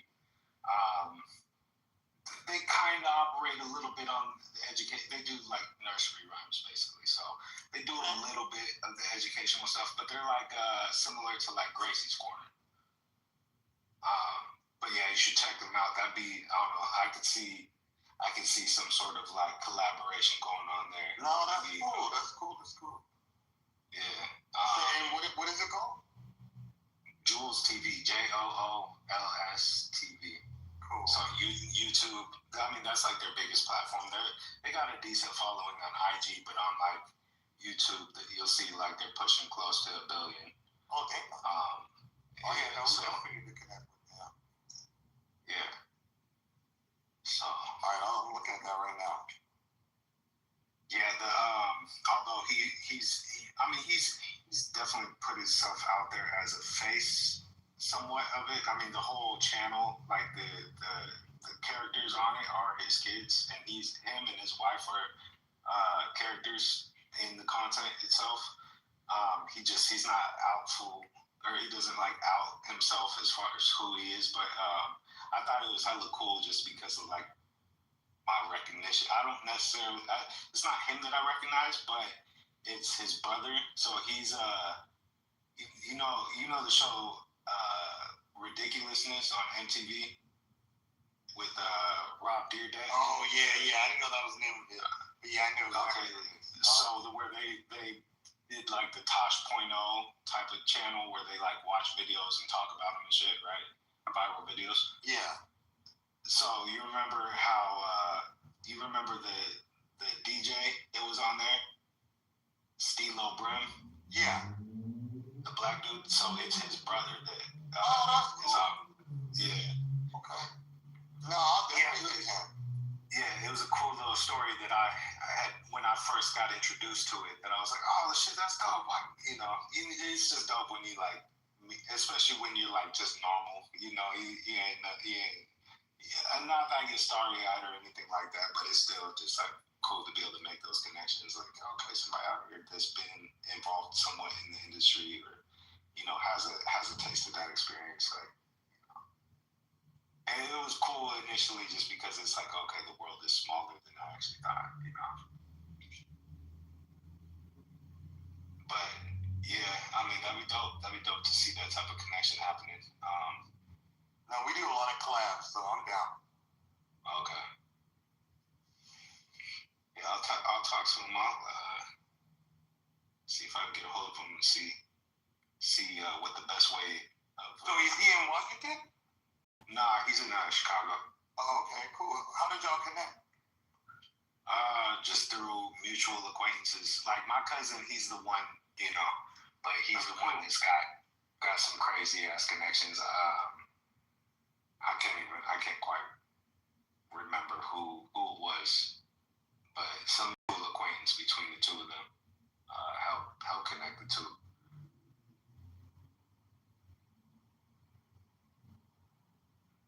But yeah, definitely, I'll see if I can get in touch with him and see what his thoughts are. Even just making the introduction, and then y'all can take it from there.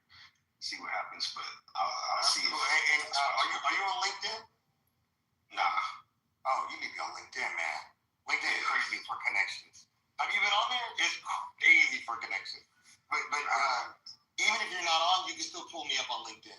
So I'm not gonna make all my info stuff. So just pull up Brian Walker on LinkedIn. You'll see a black face with HBC Prep School, and it'll come up. But yeah. If you can connect me, that'd be great. Yeah, for sure. But I'm interested in connect with them anyways, though. Yeah. All right, let me get ready to run into the house, man. I'll holler at y'all. I'll see y'all tomorrow. All right, man.